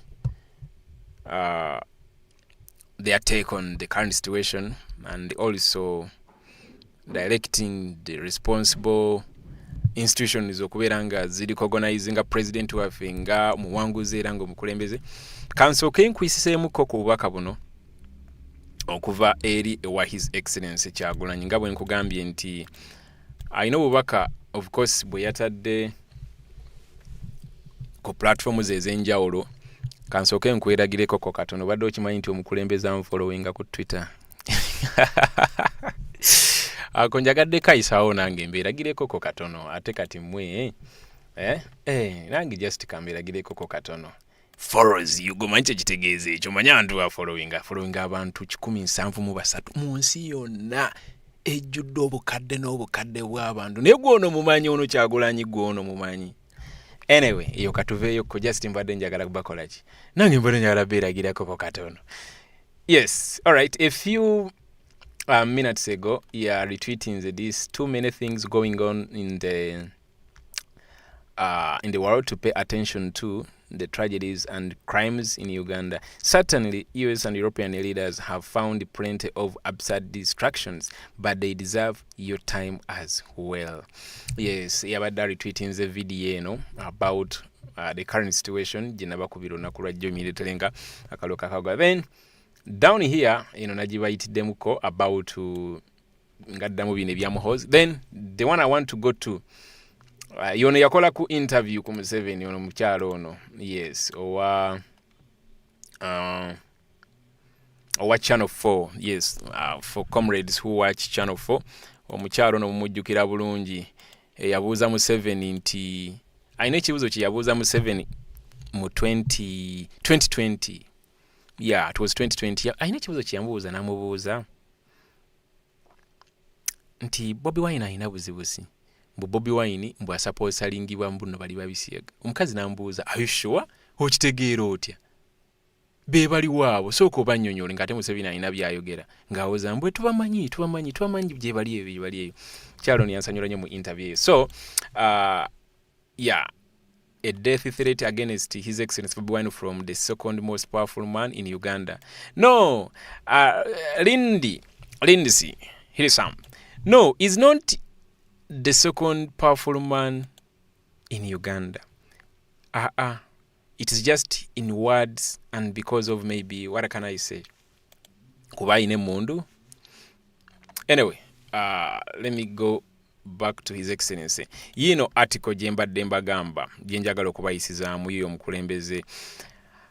President yagambye nti without more teeth and follow through by international actors, Africans are doomed to be treated as third-class citizens by the ruling elites and their supporters. Without more teeth and follow through by international actors, Africans are doomed to be treated as third-class citizens by the ruling elites and their supporters. As the military clamps down on ordinary Ugandans,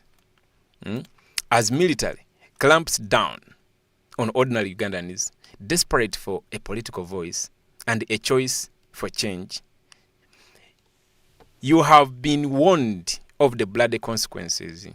Silence translates into complicity in the vote rigging and the brutalization of opposition on the continent, as it did with the Tanzanian elections. Such silence only trenches and fuels dictatorships and the decline in democracy. His Excellency Ian Khama, former president of Botswana.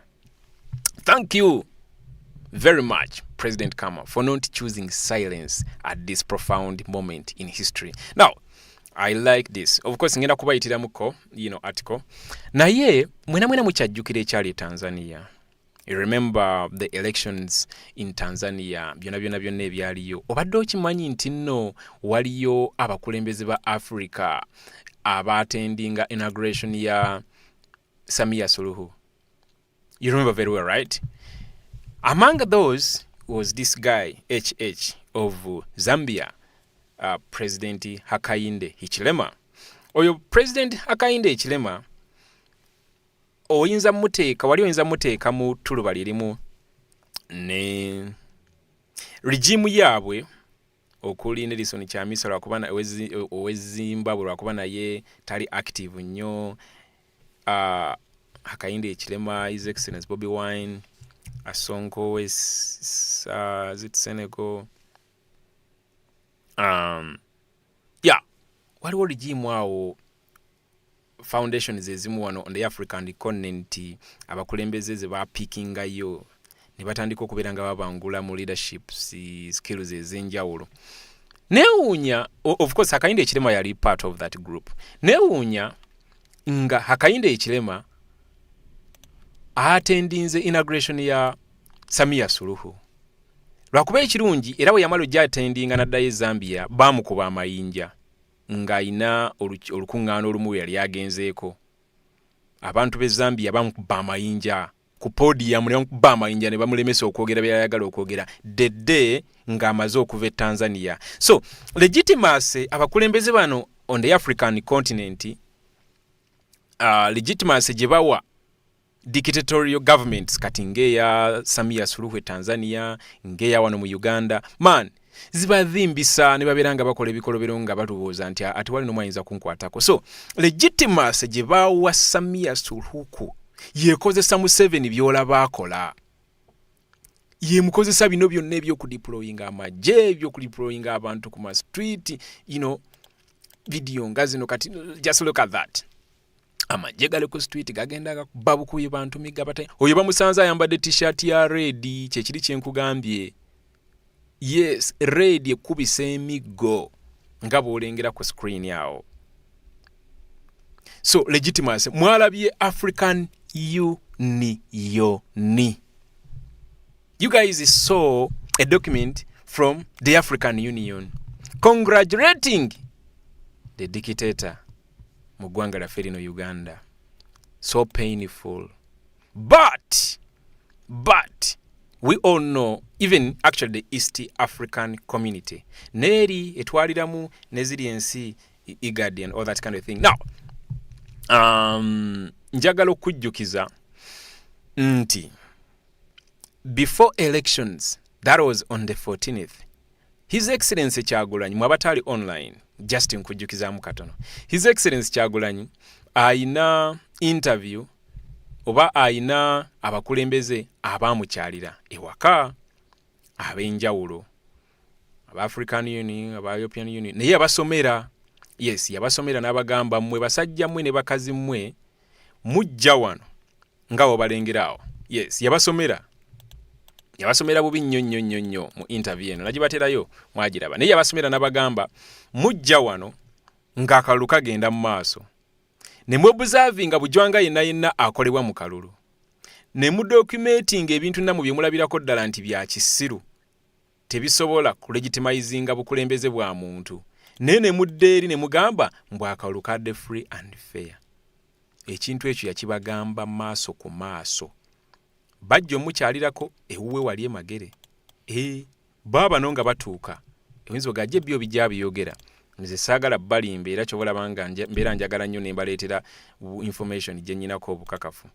Baabo abaliwo wano on the 15th, on the 14th, lwakuba nti internet yali evuddeko, nali live wano nga mbalaga buli kimu ekyaliwo. Naye yabasomera n'abagamba nti nno mujja wano nga mubuuzuumya obusaati, ne muobserve ne mwefula ba election observers, ne mu identifying irregularities mpitirivu nnyo mu kalulu, then olumala ne mugenda ne mugamba nti akalulu kadde free and fair. I liked that. Anyway, fena tukimanyi nti African Union is just a bunch of useless leaders that deserve no attention. Actually, it just needs to be abolished. Yes. Twetagisa organizations nga the Alliance of Sahel States, erimu Mali, erimu Burkina Faso, erimu ensi ezo ezekutula ku ECOWAS ne bagamba nti mwe ECOWAS muli ba puppets ba France, tetugenda kuddamu kubeera nammwe. Sizo coalitions twetaaga nga tusobola okwekolera ssente ezaffe. Ennyonyi ya Nigeria yagwako mu Burkina Faso, Traore n'agikwata. Anyway, that will be a story for another day. Sagala ku exploding ate kugenda beyond ensonga enkulu eyandeese. Naye ng'eyo naye tujja tutuukangayokko tugendeko beyond Uganda, Southern Africa, Western Africa, North Africa, as well as East Africa. So that, because at the end of the day, however much we are in Uganda, but we are Africans, and what affects Africa affects Uganda as well. So olina okubeera nga n'ebifa wabweru wa Uganda nabyo obitegeera bulungi nnyo. Kankutwale mu article eno, kanjikutwalemuko. Desperate for a voice in Uganda. Sooke mbalage ki? Tuyitemu mu article oba nsooke mbalage abana Kenya. Neesi mpanvu nnyo tugende. Yani kama yakugambye nti yet desperate for a voice in Uganda, democracy has not lived up to its promise. Yet as the military clamps down on ordinary Ugandans, desperate for... Subire mulaba bannange, should I do like this? All right, I believe that's far much better, right? Yeah, that's far much better. That's far much better. Yet, as the military clamps down on ordinary Ugandans, desperate for a political voice and a choice for change, in the wake of an election that followed a typical authoritarian playbook, democracy still has an inestimable value. Yeah, inestimable value. Value tasobola kola ki? Estimating ono bamuyita Serese Kama Ian. Ennaku z'omwezi 18 ozira bulungi January 2026 article eno yabadde ya lunaku lwaggulo. Now, the site on social media of young Ugandans honestly measuring out and marking the 20 million election observers had to remain from their voting station in the bustling low-income neighboring of Chibuye in Kampala speaks to the different value Africans place in democracy. Instead of a free choice, in the wake of the election on 15 January, Ugandans have reportedly received from the regime the mass arrest of opposition supporters, torture, the military invasion of the home of the main opposition candidate, and an internet shutdown. Yes, at least for you guys, abali mu Uganda, byonna mubimanyi bulungi nti instead of a free choice in the wake of the election on 15 January, Ugandans have reportedly received from the regime the mass arrest of opposition supporters, torture, the military invasion of the home of main opposition candidate, and an internet shutdown. In so doing, this explains precisely why more than 2/3 of Africans routinely polled prefer democracy to the alternative. In Uganda, the number is more than 80%. Now, the reason for this is obvious. Whereas democracy is viewed as a given in some parts of the world, for most Africans, it remains an ambition. Freedom House calculates that 93% of Africans today live in authoritarian states. Katonda wange. Freedom House calculates that 93% of Africans today live in authoritarian states. Kyekiri kyenkugambye nti what affects Uganda affects Africa as well. Lwaki? You've seen, you guys, let me actually even pause a bit. You've seen how Museveni successfully exported his authoritarian leadership style to Tanzania.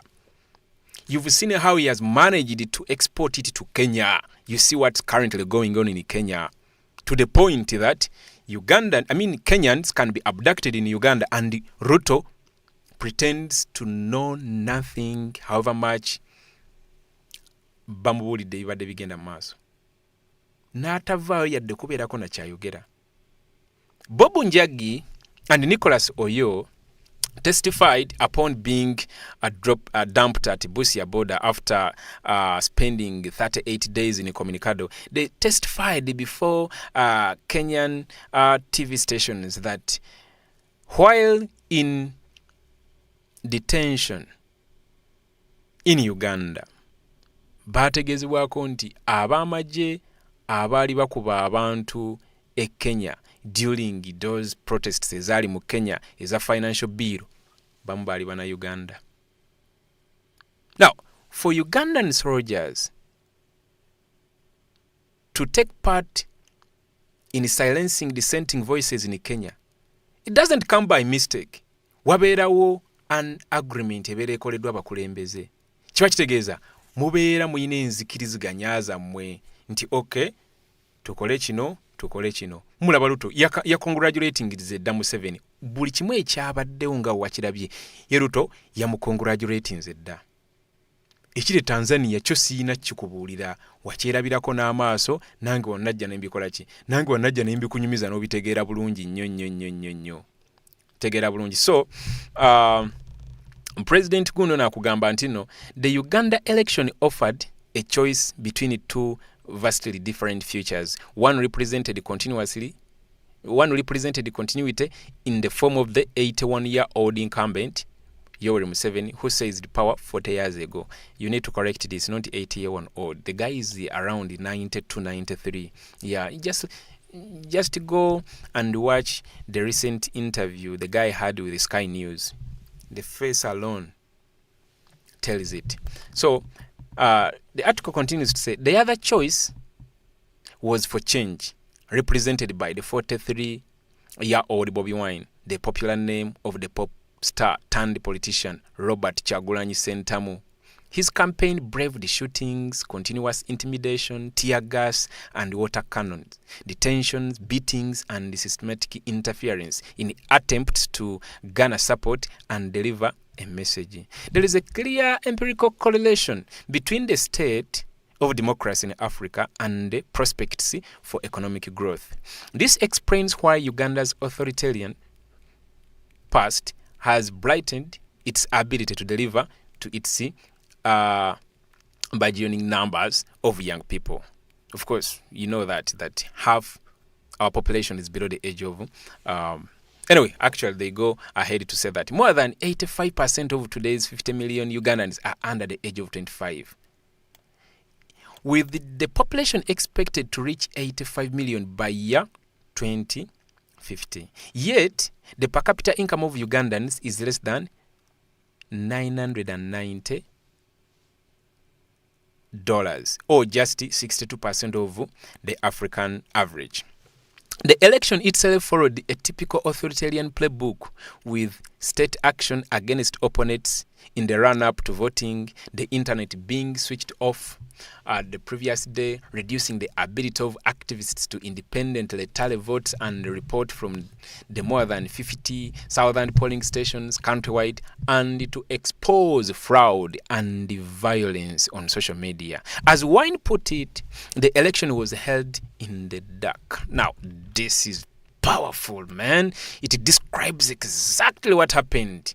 Akugambye nti the election itself followed a typical authoritarian playbook, with the state action against opponents in the run-up to voting, the internet being switched off the previous day, reducing the ability of activists to independently tally votes and report from the more than 50,000 polling stations countrywide, and to expose fraud and violence on social media. As Bobi Wine put it, the election was held in the dark. As if to illustrate this, when tallying got underway, he was placed under house arrest.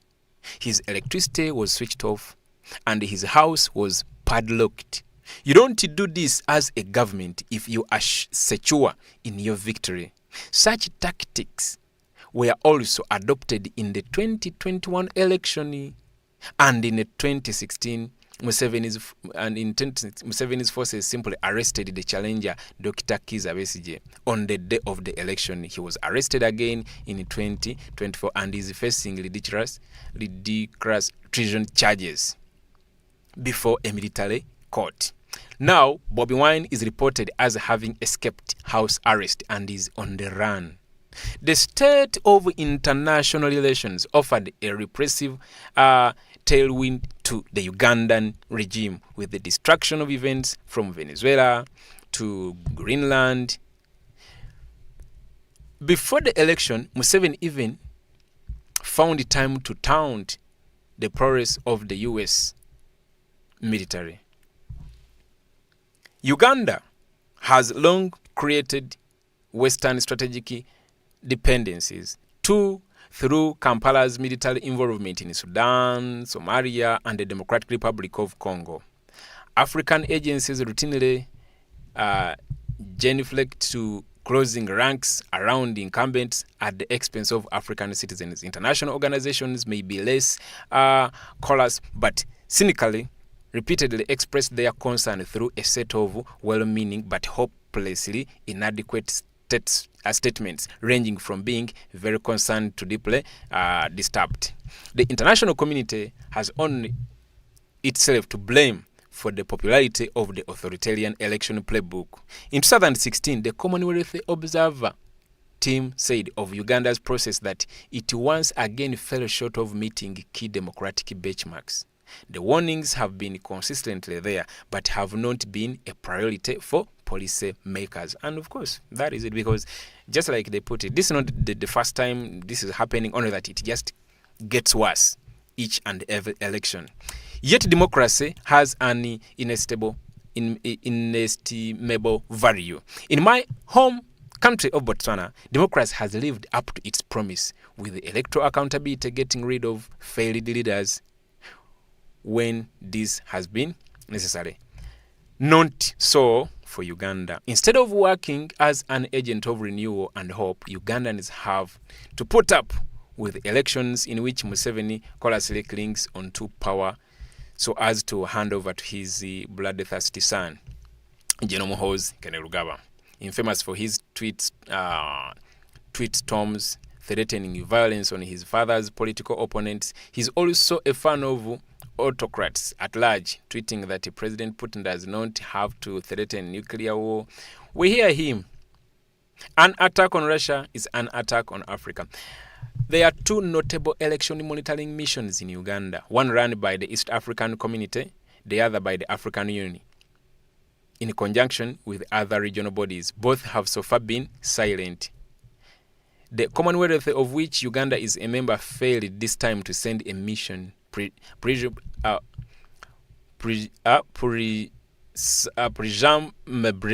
precisely because it knew the election would be contested to the point of violence. Africans and their partners should call out the African Union, its affiliates, and all those African leaders who claim to represent democracy and stand for human rights to pronounce their stance on the violation of the conduct of credible elections. Without motive and follow through by international actors, Africans are doomed to be treated as third-class citizens by the ruling elites and their supporters. As the military clamps down on ordinary Ugandans desperate for a political voice and a choice for change, you have been warned of the bloody consequences. Silence translates into complicity in the vote rigging and the brutalization of opponents on the continent, as it did with the Tanzanian elections. Such silence only entrenches and fuels dictatorships and the decline in democracy. Nagisembya era nakuterako Serese Kama Ian is the former president of Botswana and a member of the Platform for African Democrats. Now, artisti eyo nayo update njibawadde bulungi nnyo era nga eno ye Platform for African Democrats kwosobola okusanga obubaka obw'enjawulo bungi nnyo. Gendayo obeerenga osangayo ne message ya president waffe nga bw'ogirengerawo. Ono ali buli wamu, gwe ky'olina okumanya ali buli wamu. Kitegera ky'olaba nga abakulembeze nga bano ab'ensi ez'enjawulo batunulira ebigenda mu maaso. Kati guno mukutu naye gwerengera aguliko omulengera aguliko olaba kyekyo kiki ky'olabaawo. Anyway, eyo update nayo njibawadde ndowooza katugende ku nsonga ya bana Kenya bano, the Pan-Africans abavuddeyo ne bateekawo ekibuli kyadde ky'amaanyi nnyo. Obubaka bwabwe nabwo bwabadde bulungi. Obubaka bwabwe bwabadde bulungi nnyo nabwagadde nnyo. Naye nga away from that, gwe kyolina okumanya nti no streets zikyali bwe zityo. Zikyali bwe zityo nga bw'ozirengera. Nyinza okulagako wano ku Nenga sinaba kweyongerayo nnyo mbeera njagala nnyo ne nkujjukiza obubaka wa pulezidenti waffe yakimanyirawo era n'akutegeeza nti lino ebbanga erisigadde nga sinakutwala kuba na Kenya bano sooka olira obubaka buno wadde wabuwulira ne njagala oddemu obuwulire. All of you fellow Ugandans and friends of Uganda all over the world, my name is Kyagulanyi Ssentamu together with my wife Bobi, and we have just finished casting our ballot. We've played our part, we've accomplished our civil duty. We are glad where we voted from. There was a huge turn-up, and we pray the turn-up is going to be equally big all over the country.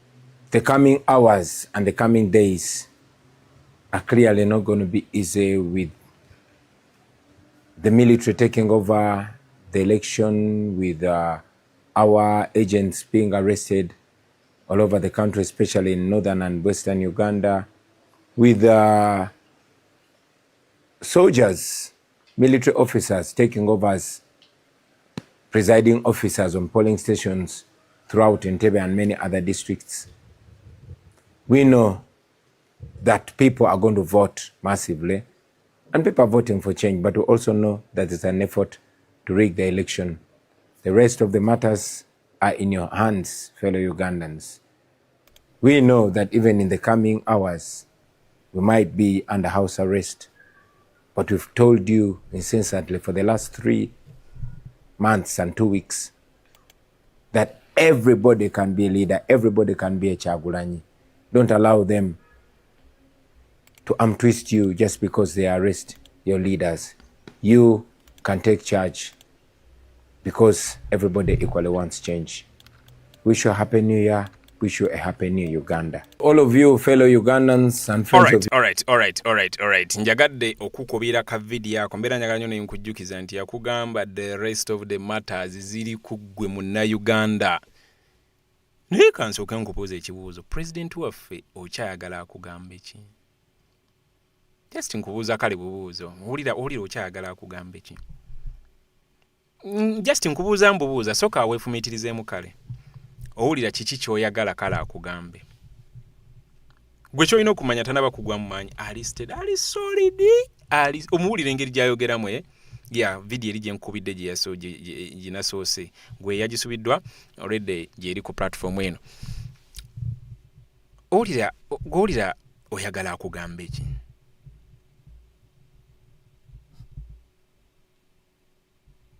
Nsiriikiriddemu just weebuuzeemu ekibuuzo ekyo. Olowooza si ke kaseera pulezidenti ono tumusalutinge, tumwebaze okubeera nga ataddewo embeere. Obadde okimanyi nti social media yonna tekyaliko because of omwami oyo ali ku screen. Obadde okimanyi nti nno buli kimu ekigenda mu maaso mu Uganda abantu abasinga bakitunulidde butunuulizi. Abasajja abakulu abayina zi PhDs abawoza mbu baagala nnyo Uganda, naye obadde okimanyi nti n'embeera eno bagitunuulidde butunuulizi. Musajja ali omu bw'ati Kyagulanyi Ssentamu Robert ye yavaayo ne yeŋŋanga embeera eno, era kati ali on the run.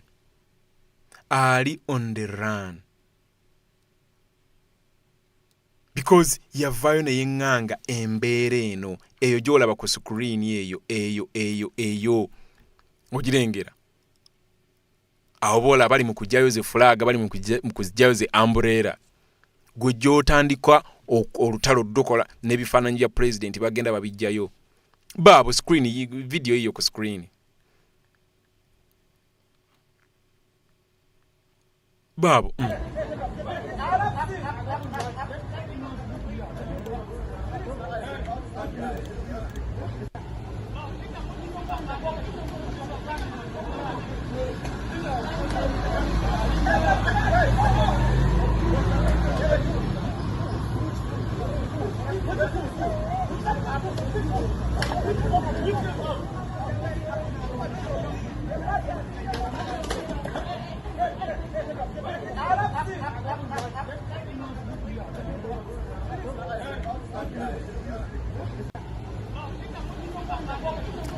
So that is the situation. Anyway, I'm about to wind up, but before I do so,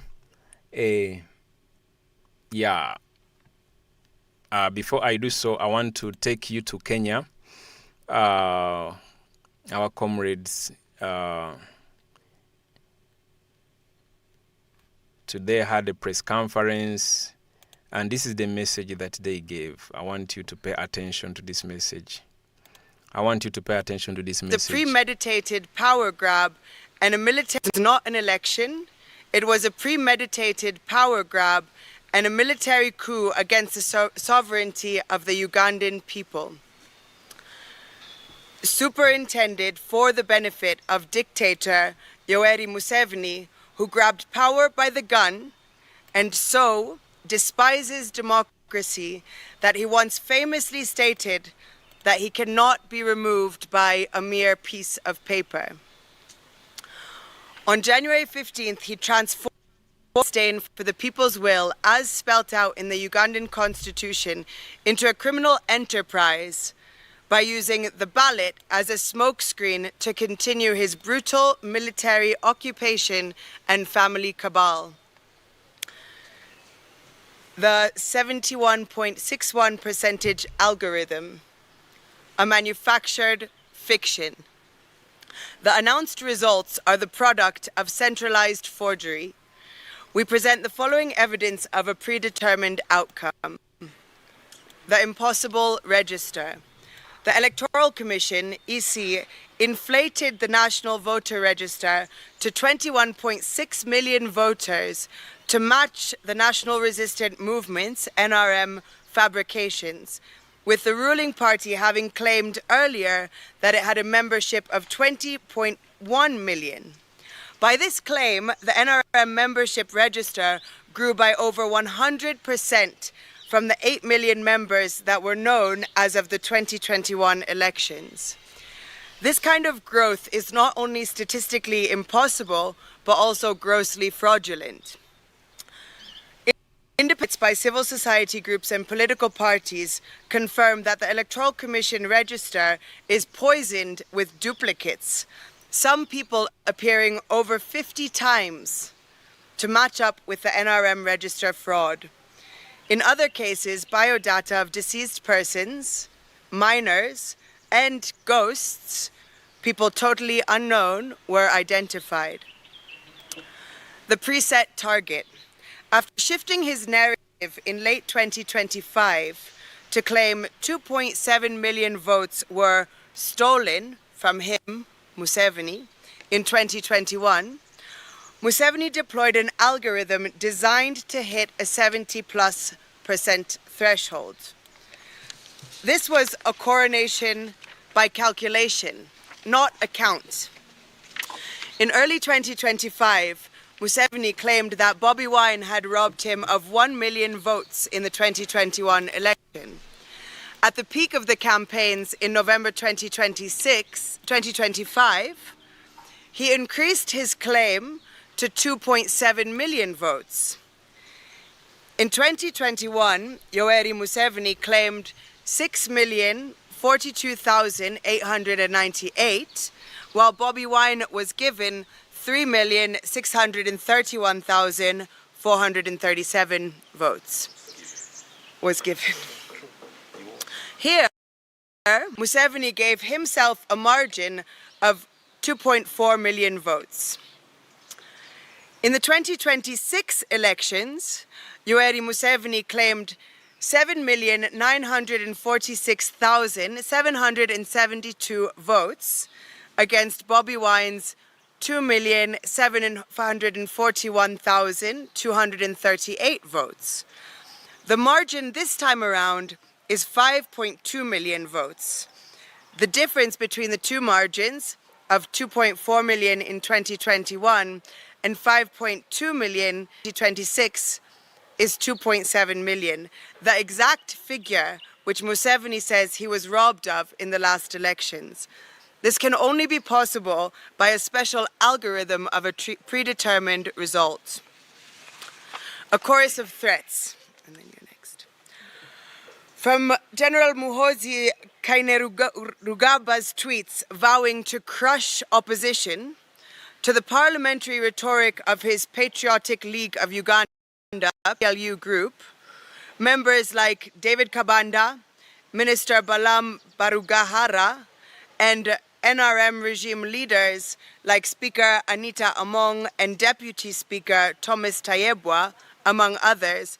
The regime said months ago that the result was decided before the first vote was cast, similar to previous and regional elections.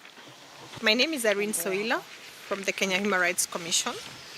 I proceed from where Monasi has left. Totalitarian tactics, darkness and blood, digital darkness. The nationwide internet shutdown was a strategic blackout to facilitate industrial-scale ballot stuffing in favor of Museveni, enforced disappearances, arbitrary arrests, and detentions of the citizenry, as well as the opposition supporters and leaders. We have overwhelming evidence of Electoral Commission, EC officials, security forces, and the Ghetto Brigade militia critiquing ballots in favor of Museveni while the world was blinded. Systemic terror at polling centers and the decapitation of oversight. The sanctity of the ballot box was desecrated through a coordinated campaign of state-sponsored terror aimed at opposing agents and independent observers. In a blatant display of electoral fraud, agents of the National Unity Platform, NUP, were systematically chased away from polling stations prior to voting or abducted immediately after to prevent them from witnessing the tallying process. We condemn the lawless falsification of declaration of results forms and the only primary evidence of the people's will, which were violently stolen from agents by security operatives. The intimidation extended to the voters themselves. In districts like Mitiana and Butambala, citizens were scattered from their designated polling stations by force to facilitate full-scale daylight ballot stuffing by placing Robert Kyagulanyi, Bobi Wine under house arrest and abducting key supervisors like NUP Electoral Commission Chair John Sebufu and other NUP coordinators and vice presidents. The regime ensured that the counting process was a one-sided, fraudulent exercise conducted in total darkness. The unprecedented and illegal militarization of the democratic process. We witnessed a chilling transition from a civilian election to a total military occupation, masterminded by a family cabal. The involvement of the Ugandan People's Defense Forces, UPDF, and special security units were beyond security and moved into active criminal interference, violating both Ugandan and international human rights laws. This militarization was characterized by a wave of high-profile arrests and enforced disappearances, including the arrest of NUP Vice President Honorable Lina Zedriga from her home in Gayaza, the abduction of Honorable Bright Muhuza, Barara South candidate, and Jacqueline Tukamushabe. The January 15, 2026 exercise was not an election. It was a military operation designed to bypass the biometric voter verification kits, which were deliberately sabotaged despite costing billions to allow the Electoral Commission to announce results at the National Tallying Center that bore no resemblance of the actual declaration of results forms from the ground. The high cost of the ballot. This electoral coup is stained by the blood of over 50 citizens. We specifically condemn the January 16 massacre of 10 people murdered during a military raid on the home of NUP Vice President, Honorable Muwonge Kivumbi, in Butambala, and many others that lost their lives across the country, bringing to the total to almost 50 out of this election so far, while over 1,000 Ugandans either illegally detained or missing as a result of enforced disappearances. The Ghetto Brigade militia. This militia group, whose official name is Ghetto Structures, reports to Museveni as their commander-in-chief. The direct leaders of these illegal outfits are Major Emmanuel Kutesa and Chris Damulira. On several occasions, they beat up and robbed people who did not support Museveni or who carried Ugandan flags as a symbol of patriotism and resistance against autocratic rule. They also stole declaration of results, forms, and terrorized voters. The modus operandi was akin to the State Research Bureau under dictator Idi Amin, notorious for brutal repressions.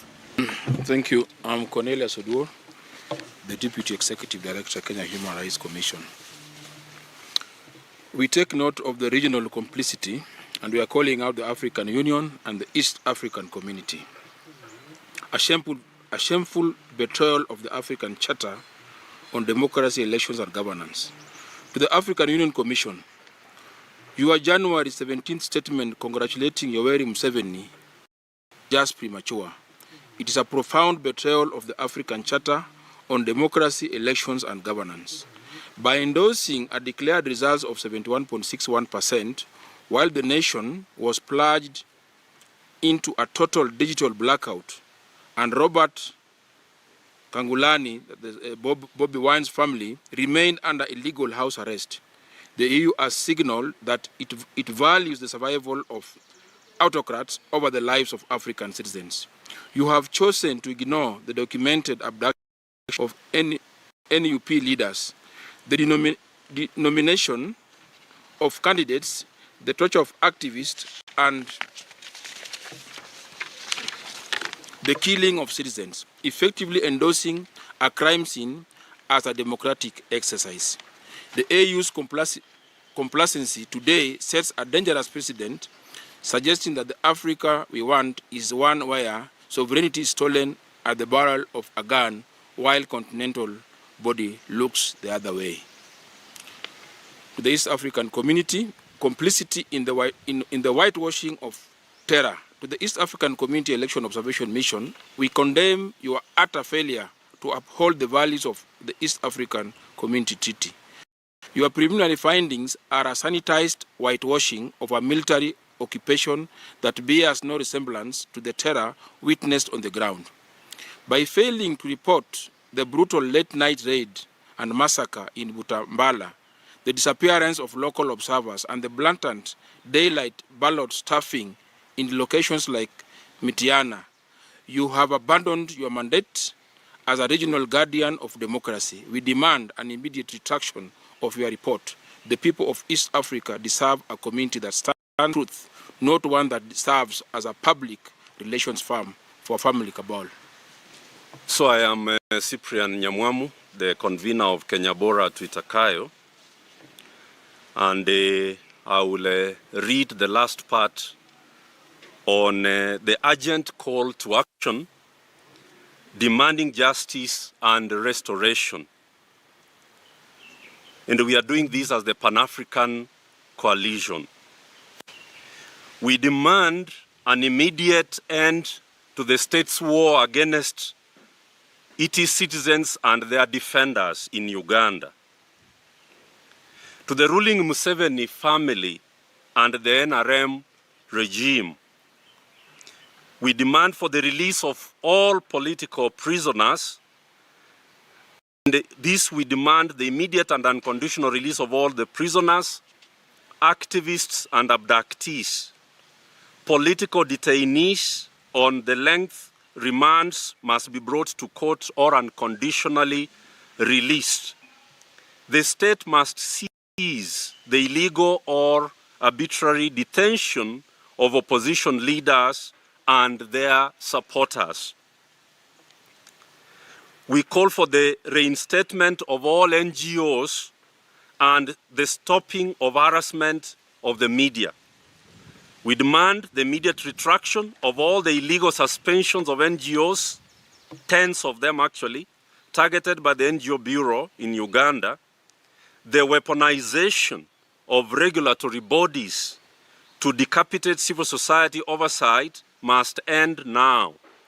We also demand an immediate halt to the harassment, surveillance, and intimidation of CSOs, activists, the media, and the political opposition. the press must be allowed to report without the threat of closure or physical violence. The Ghetto Brigade Militia. We demand the immediate disbandment of the Ghetto Brigade and the arrest of its leaders, such as Army officers Major Emmanuel Kutesa and Chris. To the international community, solidarity without sanctions is merely complicity. We demand the immediate imposition of global travel bans and asset freezes against the architects of this electoral fraud and the heads of the security agencies overseeing this state-sponsored repression, including all the members of the Museveni family cabal, who are spread all over the world, and they are all known. The world must stop subsidizing a dictatorship that uses the tools of democracy to dismantle it and to mock it, actually. To our comrades and compatriots, the people of Uganda, we today, as the Pan-African group, urge you not to lose heart in your struggle for freedom, dignity, and progress. Your resolve to break free from decades of military dictatorship and family rule is just and necessary, and you are at the dawn of breaking through. The sovereignty of Uganda belongs to its citizens, not to a cabal. Stay steadfast in your pursuit of a nation governed by the will of the people rather than the power of the gun. To our fellow Africans, Ugandans, not the Museveni family's military regime, need your urgent support in this dark hour for continental democracy. We call on you to stand with the Ugandan people in their continued push for liberty, dignity, and a system of governance underpinned by the rule of law. African problems require African solidarity that prioritizes the people over the protection of dictators. We must recognize that the erosion of democracy in one nation threatens us all. If we do not act now, we are the next victims. Dictators collaborate to refine their methods of repression. Africans must also join hands to resist and dismantle autocracy across our borders. The fight for freedom in Kampala is a fight for the future of our continent, and you know that Tanzania is unfinished business. A few months ago, we were here talking about Tanzania. It is unfinished business, and the solidarity has to continue to strengthen for the sake of liberating all of Africa. In conclusion, the regime, the Museveni family military regime, believes that hacking the internet, arresting civic actors, and deploying a militarized electoral coup against the citizens of Uganda, they can control the narrative. They are wrong. You cannot hide the heartbeat of a nation that has decided to be free like Uganda. The struggle for the January victory has only just begun. Whether they detain opposition leaders or they abduct more of them, the people shall win, because a people united can never be defeated. Thank you very much. Yeah. All right. Ndowooza bannange obubaka obwo mubufunye bulungi. Let me hope you guys have managed to listen into human rights groups, groups that fight for equal rights and justice all the way from Kenya. Of course, they have teamed up. It's not actually one group. They are different groups. Yeah, they've teamed up and they've issued their take on the situation back in Uganda. They've condemned the African Union's statement. Let me actually take you through what African Union said. Take a look at the screen. Now, this is what African Union wrote. Information and Communication Directorate. They released this on the 17th of January, just a few days ago. It was on Saturday. Yeah, it was on Saturday. Chairperson of African Union Commission commends the conduct of elections in Uganda and congratulates Museveni on re-election. Now, you really wonder, the chairperson of African Union Commission, His Excellency Muhammadu Ali Joseph, commends the conduct of elections in Uganda and congratulates Museveni on his election. 71% of Pulira Sina Namanyi Gabisoma.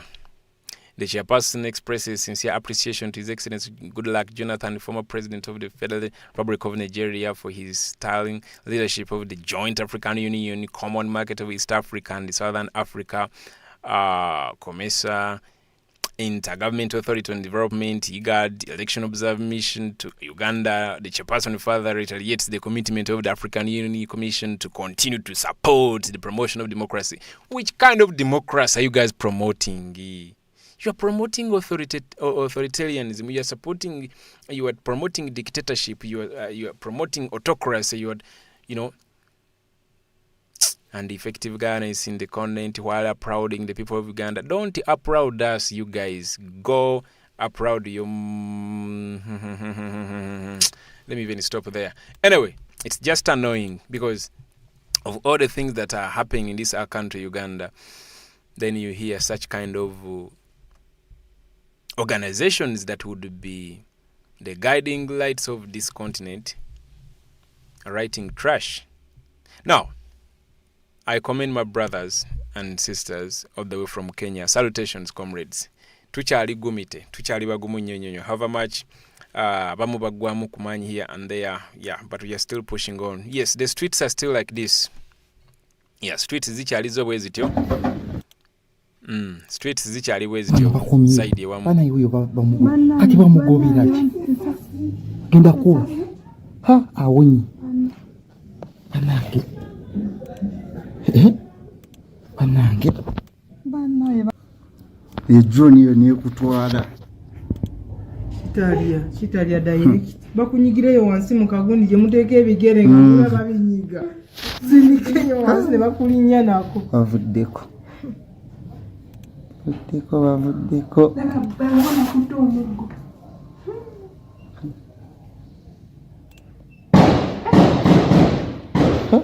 Oyo ne batta. Nagende. No, never. Tebayinza butamutwala bagenda mutwala. Bamukutte. Bamugambye muleka ayina omwana. Anayi. Oyo.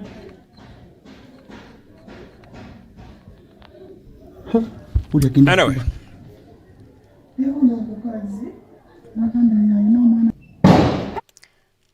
Yeah, gwe kyolina okumanya streets zikyali militarized. Ekyo njagadde artist obeere ng'okitegeera bulungi nnyo. Muhoozi avudde era ne yeewaana nga bwe baakatta aba NUP 22 era bakyatta nnyo. Naye man.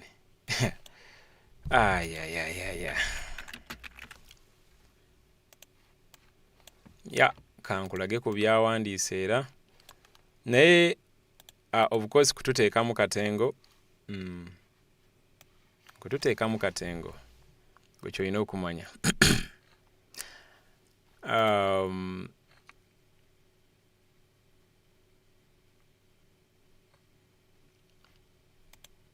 Yeah, kankusharingireko ko wano ya obeere nga oli in the know. Njagala oteeka amaaso go ku screen. Bino kambiteeke buteesaawo ku screen. Yeah, there we are. Now, that came out a few akugamba wano the first thing I will remove from Kabobi are his balls. We will kill on sight all NUP so-called foot soldiers until Muzeyi says otherwise. We have killed 22 NUP terrorists since last week. I'm praying the 23rd is Kabobi. I am Hos Kainerugaba. I'm a prophet of Almighty God. I exonerate my great and venerable father from what I'm going to do to Kabobi. As for Kabobi, the permanent rules, I'm giving him exactly 48 hours to surrender himself to the police. If he doesn't, we will treat him as an outlaw rebel and handle him accordingly. I fear no one on this planet because my bloodline is from Jesus Christ. My ancestors, the Baches, are the only descendants of Christ. Well, nonsense. Anyway, don't take that lightly, because that's why you see all this happening. You get, these guys are monsters. Yeah, that's what you see.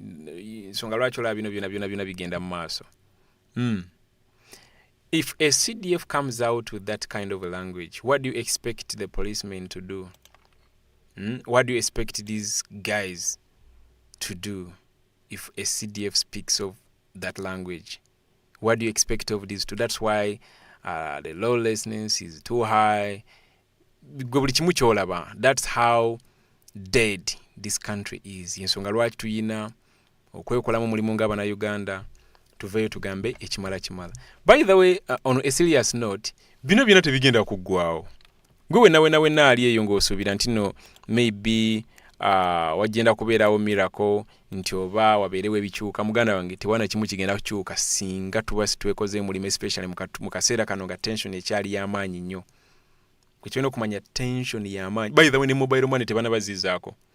As of now, you can only send, receive. You cannot withdraw. You can only use it to buy airtime. If you want to buy something, you send the person directly on their account via mobile money. But withdrawing, the service is still unavailable. The service is still unavailable. Tebana bakuza ku mobile money. Then, esente nyingi z'osobola osindika oba mitwalo oba 3 oba mitwalo 5, one of the two. Tosikyasobola kusindika kakadde kalumu, tosobola n'obeerawo footya. Tosobola. Gwe nawe ali tosobola. Balowooza nti nno mmwe bannayuganda abali ebweru mugenda sindika ssente nnyingi nnyo ziyambeko mu kustrategizinga wano. Embeera tenebatterera. By the way, gwe kyolina okumanya, poliisi eri mu kwegayiriza bantu baddemu bakole. Poliisi eri mu kwegayirira bwegayiriza bantu mu babbagulwa maduuka. Ndabira Lushoka awo ng'ayogera mbu simanyi abantu balina okukomawo ku mirimu gyabwe, simanyi biki. Why are the streets all militarized? Lwaki embeera eri bweti nga bweri? Lengera gwe enguudo zonna buli mmotoka bagikebera, buli mmotoka ne bakusanga ne, that is the situation. Why? Because they know akalu bakabye nnyo.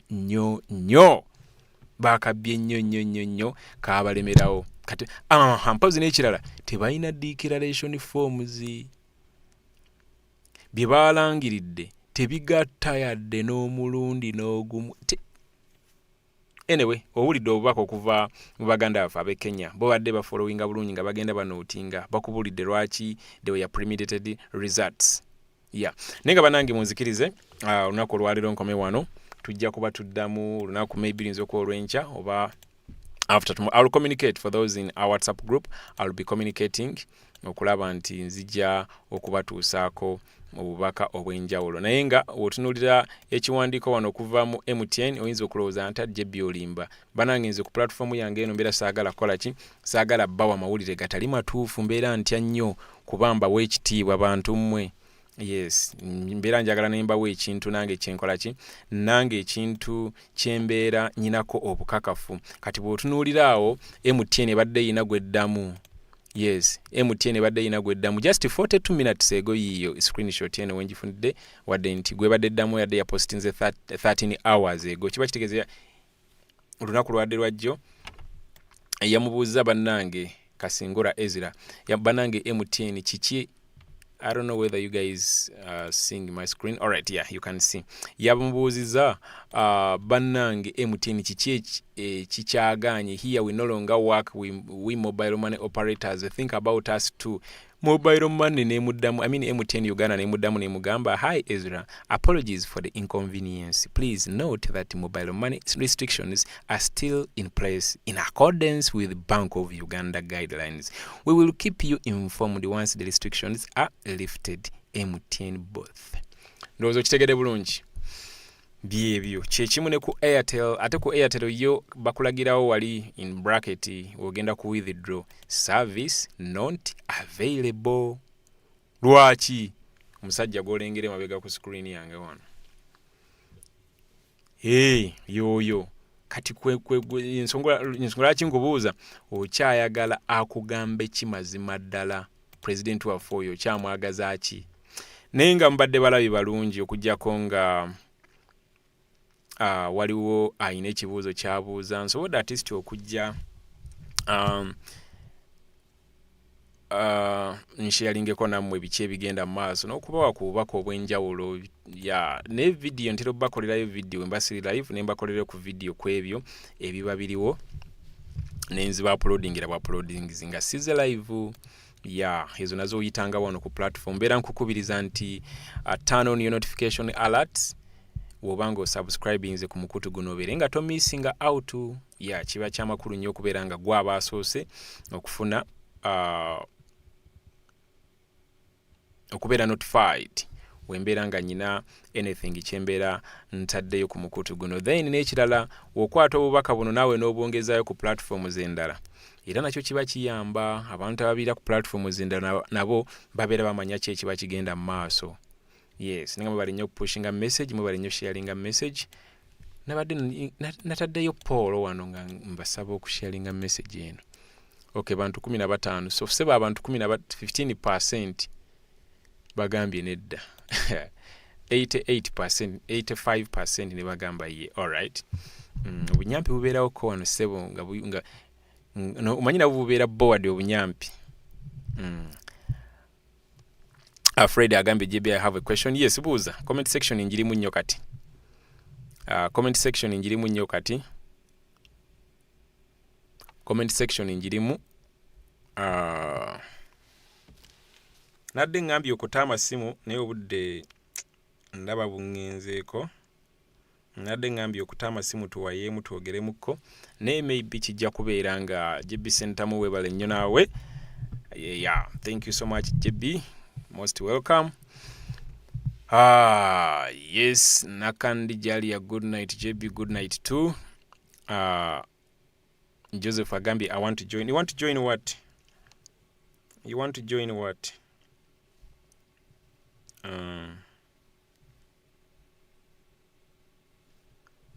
You want to join what? Miss Grateful Kenya, I have friends. Thanks Kabrazo tuweleza kale nawe wale kusima.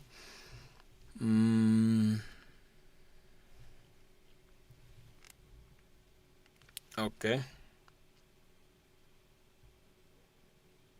Nantume Aisha JB tusime mpeerezaayo mukwano webale nnyo kusiima.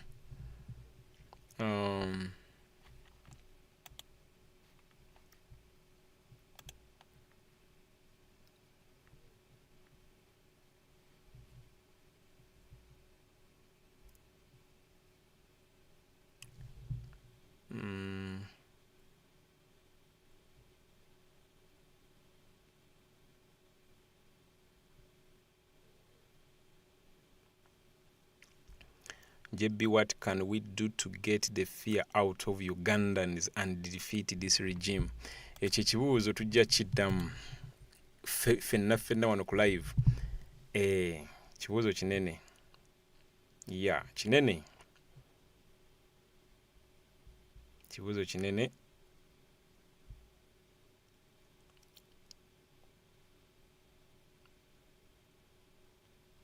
JB abantu Baba Wambi. Yes, abantu of course Baba Wambi. Yes, there is, and the hunt is still ongoing. Nenga gwe choino kumanya abana be mukono batadde wembera yadde yamanyi nyo. mbere adde yamanyi nnyo. Oh, Joseph oyagala joininga WhatsApp. Munange abaana WhatsApp bagijoininga mu bwangu obw'ekitalo, link ne bagi disabling. So as of now, I cannot share the link.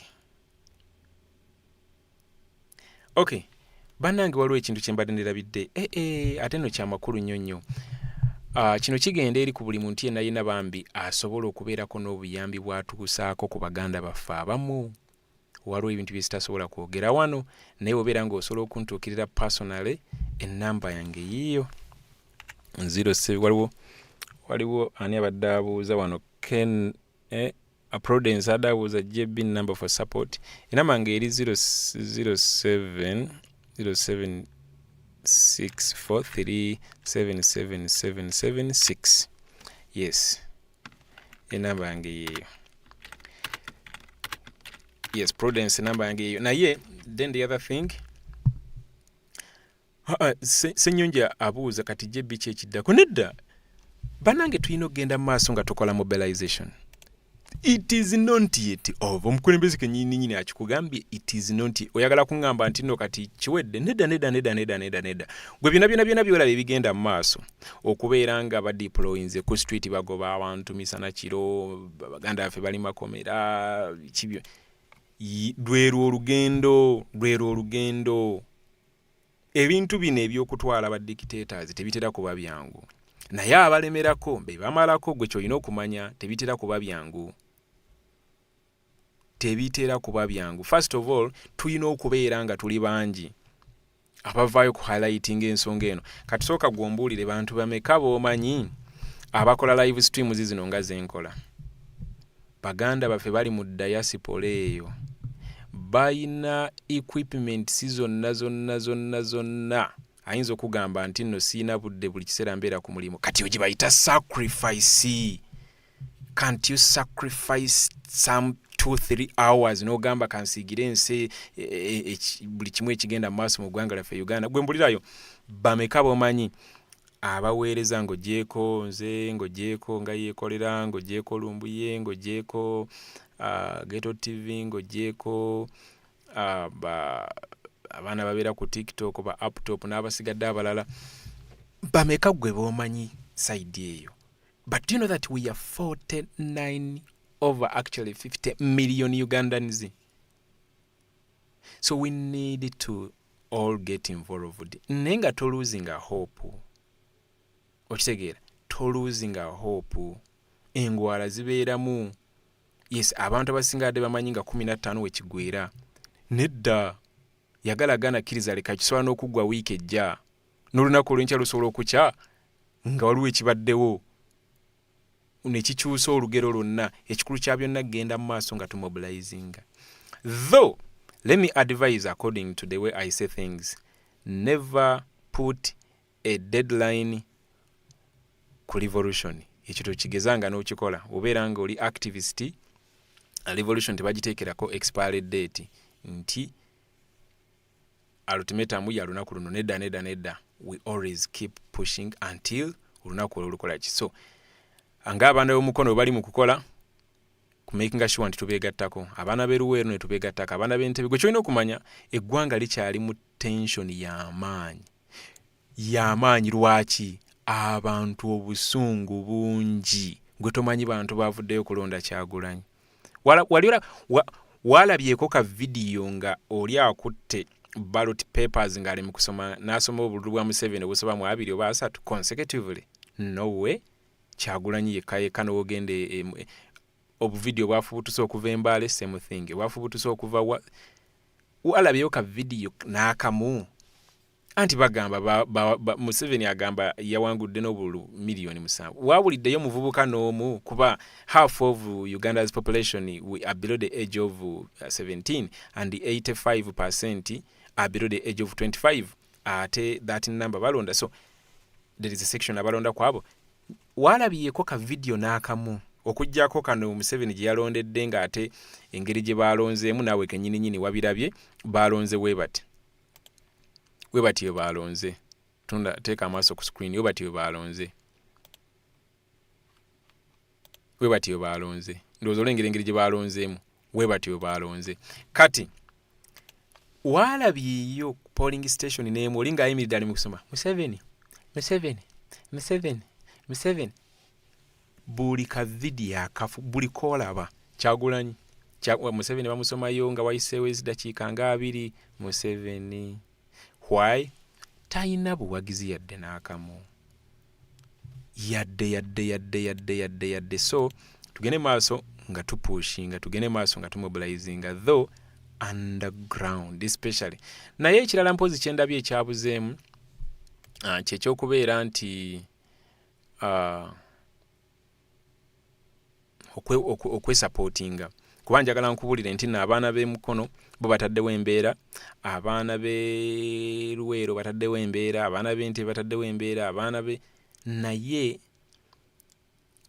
maybe kyensobola nze okwadvisingamu kwesupportinga okwekubira amasimu gwobeera ng'oli Luweero ng'olaba nga embeera etabuse kubirako awa kubirako weekatwe omugambe via direct calls engeri internet gyeri ntekola ki teriiko via direct calls gw'ow'Entebe kubirako weemasako omugambe feno kintu kiri gumite bulungi nnyo mweyo kiri kiti abaana bayiseemu eggaali kwekubira masimu gali direct mujjukire nti nno bakitegeera bulungi nti nno the primary mobilization tool gye tuyina is social media ne bagamba okay tugijjeko abaana beekyotera wabalabye abaana b'esides eyo ekaliisizo abaana b'e Luweero wabalabye abaana b'ekyengera wabalabye okwekubira amasimu wenjogerera kati ku ssaawa eno emukono ebimotoka bikyatuddeko gwe sooka weebuuza olowooza lwaki internet tebana bagizzaako fule social media olowooza lwaki tebana bagizzaako mobile money olowooza lwaki tebana bagizzaako olowooza lwaki amagye gakyali ku street gakebera buli mmotoka eyitawo olowooza lwaki amaduuka tegannaba kuggulawo embeera ekyali ya bunkenke tukyali mu muudu eyo ey'okutwala omusajja only that tubulamu kubeera serious tubulamu kubeera serious kyenyinza okugamba comment gyenyinza okukola tubulamu okubeera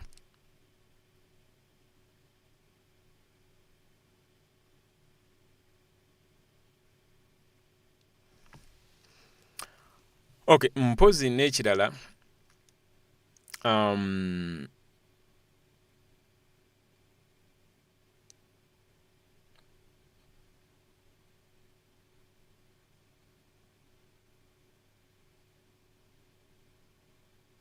Donald Trump is ready to help us. No, he's not ready. Mpozi n'ensobi endala gye ndaba nze gye sitakkiriziganya nayo. Let me tell you guys. Nze nja kyogera kati. Waliwo baganda bange bendaba ate obuvunaanyizibwa babweggyeko ng'Abannayuganda babutunuuliza bakulembeze ba NUP for example MPs. Abaana abo balinga ensonga zino abaakaziraba obulabi mu 2021 ekintu kino bwe kyali.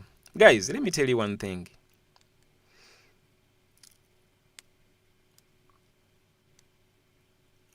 The reason as to why actually we are at this point in time, it's because we think that someone else out there is going to do what needs to be done. That someone is not there, it is you. It is you. That is the mistake that we do. We always think that no, there is someone out there who is supposed to do that. There is someone out there who is supposed to go out there on my behalf. No one. It is you. And in most cases, it derails us in a way that, when you push that responsibility from you to someone else, you don't know the shortcomings of that person. You don't know obumanyirivu oba capabilities and the breaking point y'omuntu oyo. Naye gw'omanyi breaking point yo, gw'omanyi nti nno tosobola kuhaginga muti kumala ssaawa mmeka 10 ng'Abaganda baffe bali mu Kenya we bakola. Gw'okimanyi tokisobola. Because omanyi you know your potential. Naye ekizibu kye tukola kwe kupushinga responsibility ku liini. Gwe nolowooza nti nno liini yagenda okukola ekintu ekyo. Nolowooza nti nno Fred Kauma yagenda okukola ekintu ekyo. No, it is you.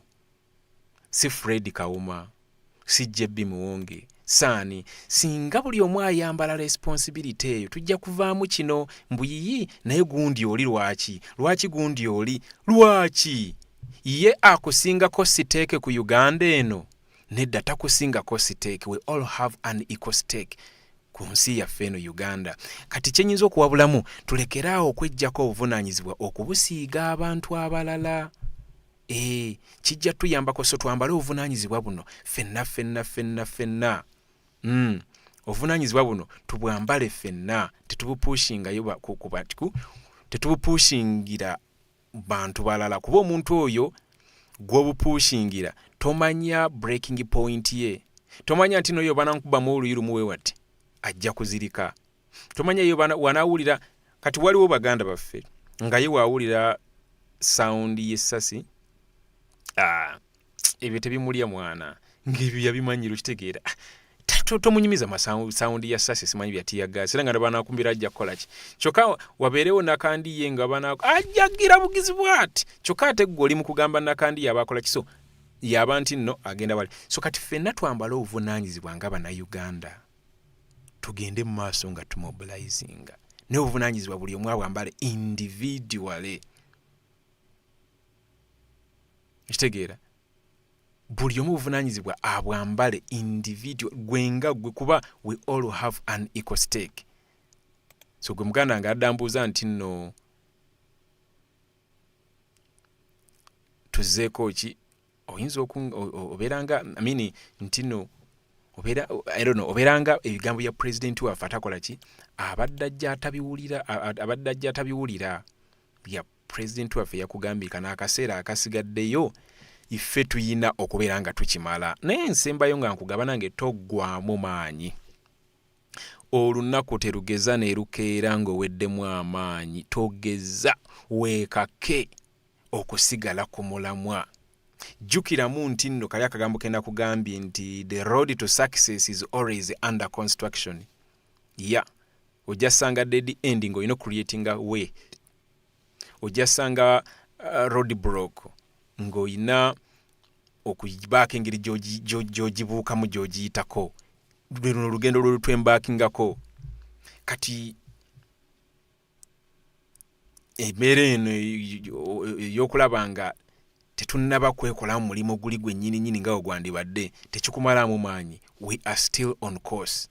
Provided tugenda maaso nga we encourage each other, tugenda maaso nga twezzaamu amaanyi, tugenda maaso nga twejjukiza lwaki twayingira ensonga eno. Ojja kulaba nga spiriti yo egenda ekola ki. Naye ng'ekikulu kya byonna bannange temwerabira directive ya president waffe ono gw'olaba wano. Yakugamba ebyo by'abakama bye yalangirira just ignore. Pretend as if kuba gw'omanyi kye walonda. Omanyi ekyali ku polling station yo. Omanyi lwaki olina obusungu obwo kubanga mwenna mwalonda Kyagulanyi, amagye ne gasalako polling station ne gatwalawo box ne gakola ensasage yonna obimanyi byonna. So kati togezaako nodda mu bino mbwate simanyi president waffe. Ndowooza akatambi akaliikinze okuva mu electoral commission mwakalabye nga baswapinze buswapinzi results eza Kyagulanyi president waffe ze bwawadde Museveni ezize ate ne baziwa Kyagulanyi. Nsuubira ka video ako mwakalabye bulungi.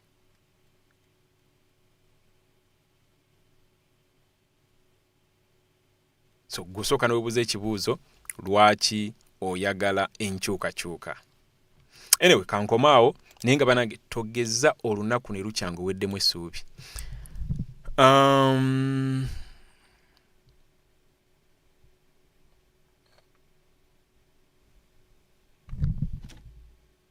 Alright, njagala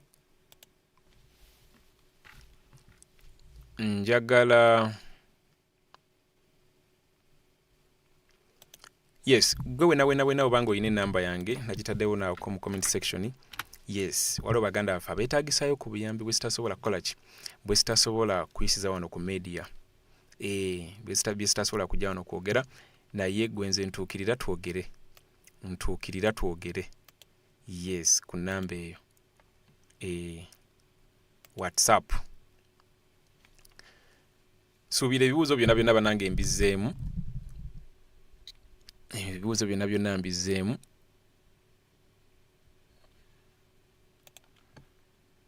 ebibuuzo byonna byonna mbizzeemu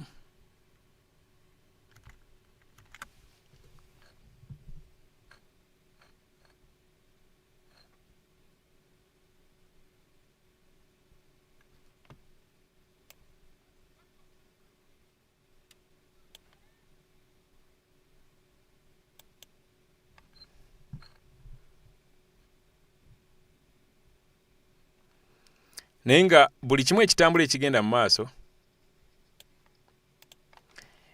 mu maaso mu bitundu ebyenjawulo jjukira nti social media platforms ziri off gwe kyolina okumanya saagala weerabire nti social media platforms ziri off ensasagge egenda mu maaso mu bitundu ebyenjawulo togenda gikola ki togenda giraba ku social media kati gwe genda bugenzi mu maaso ng'okola ki kati bino togenda bisanga ku media bino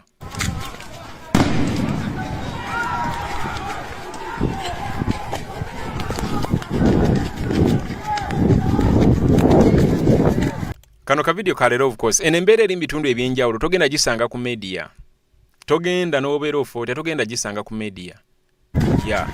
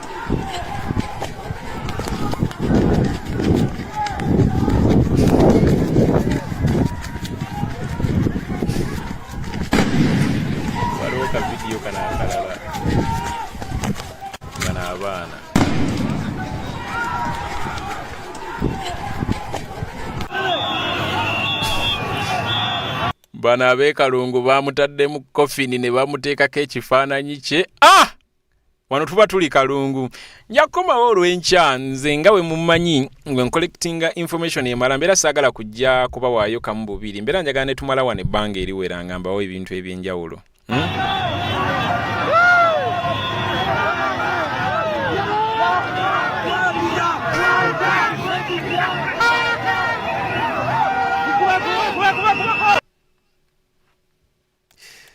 abaana bano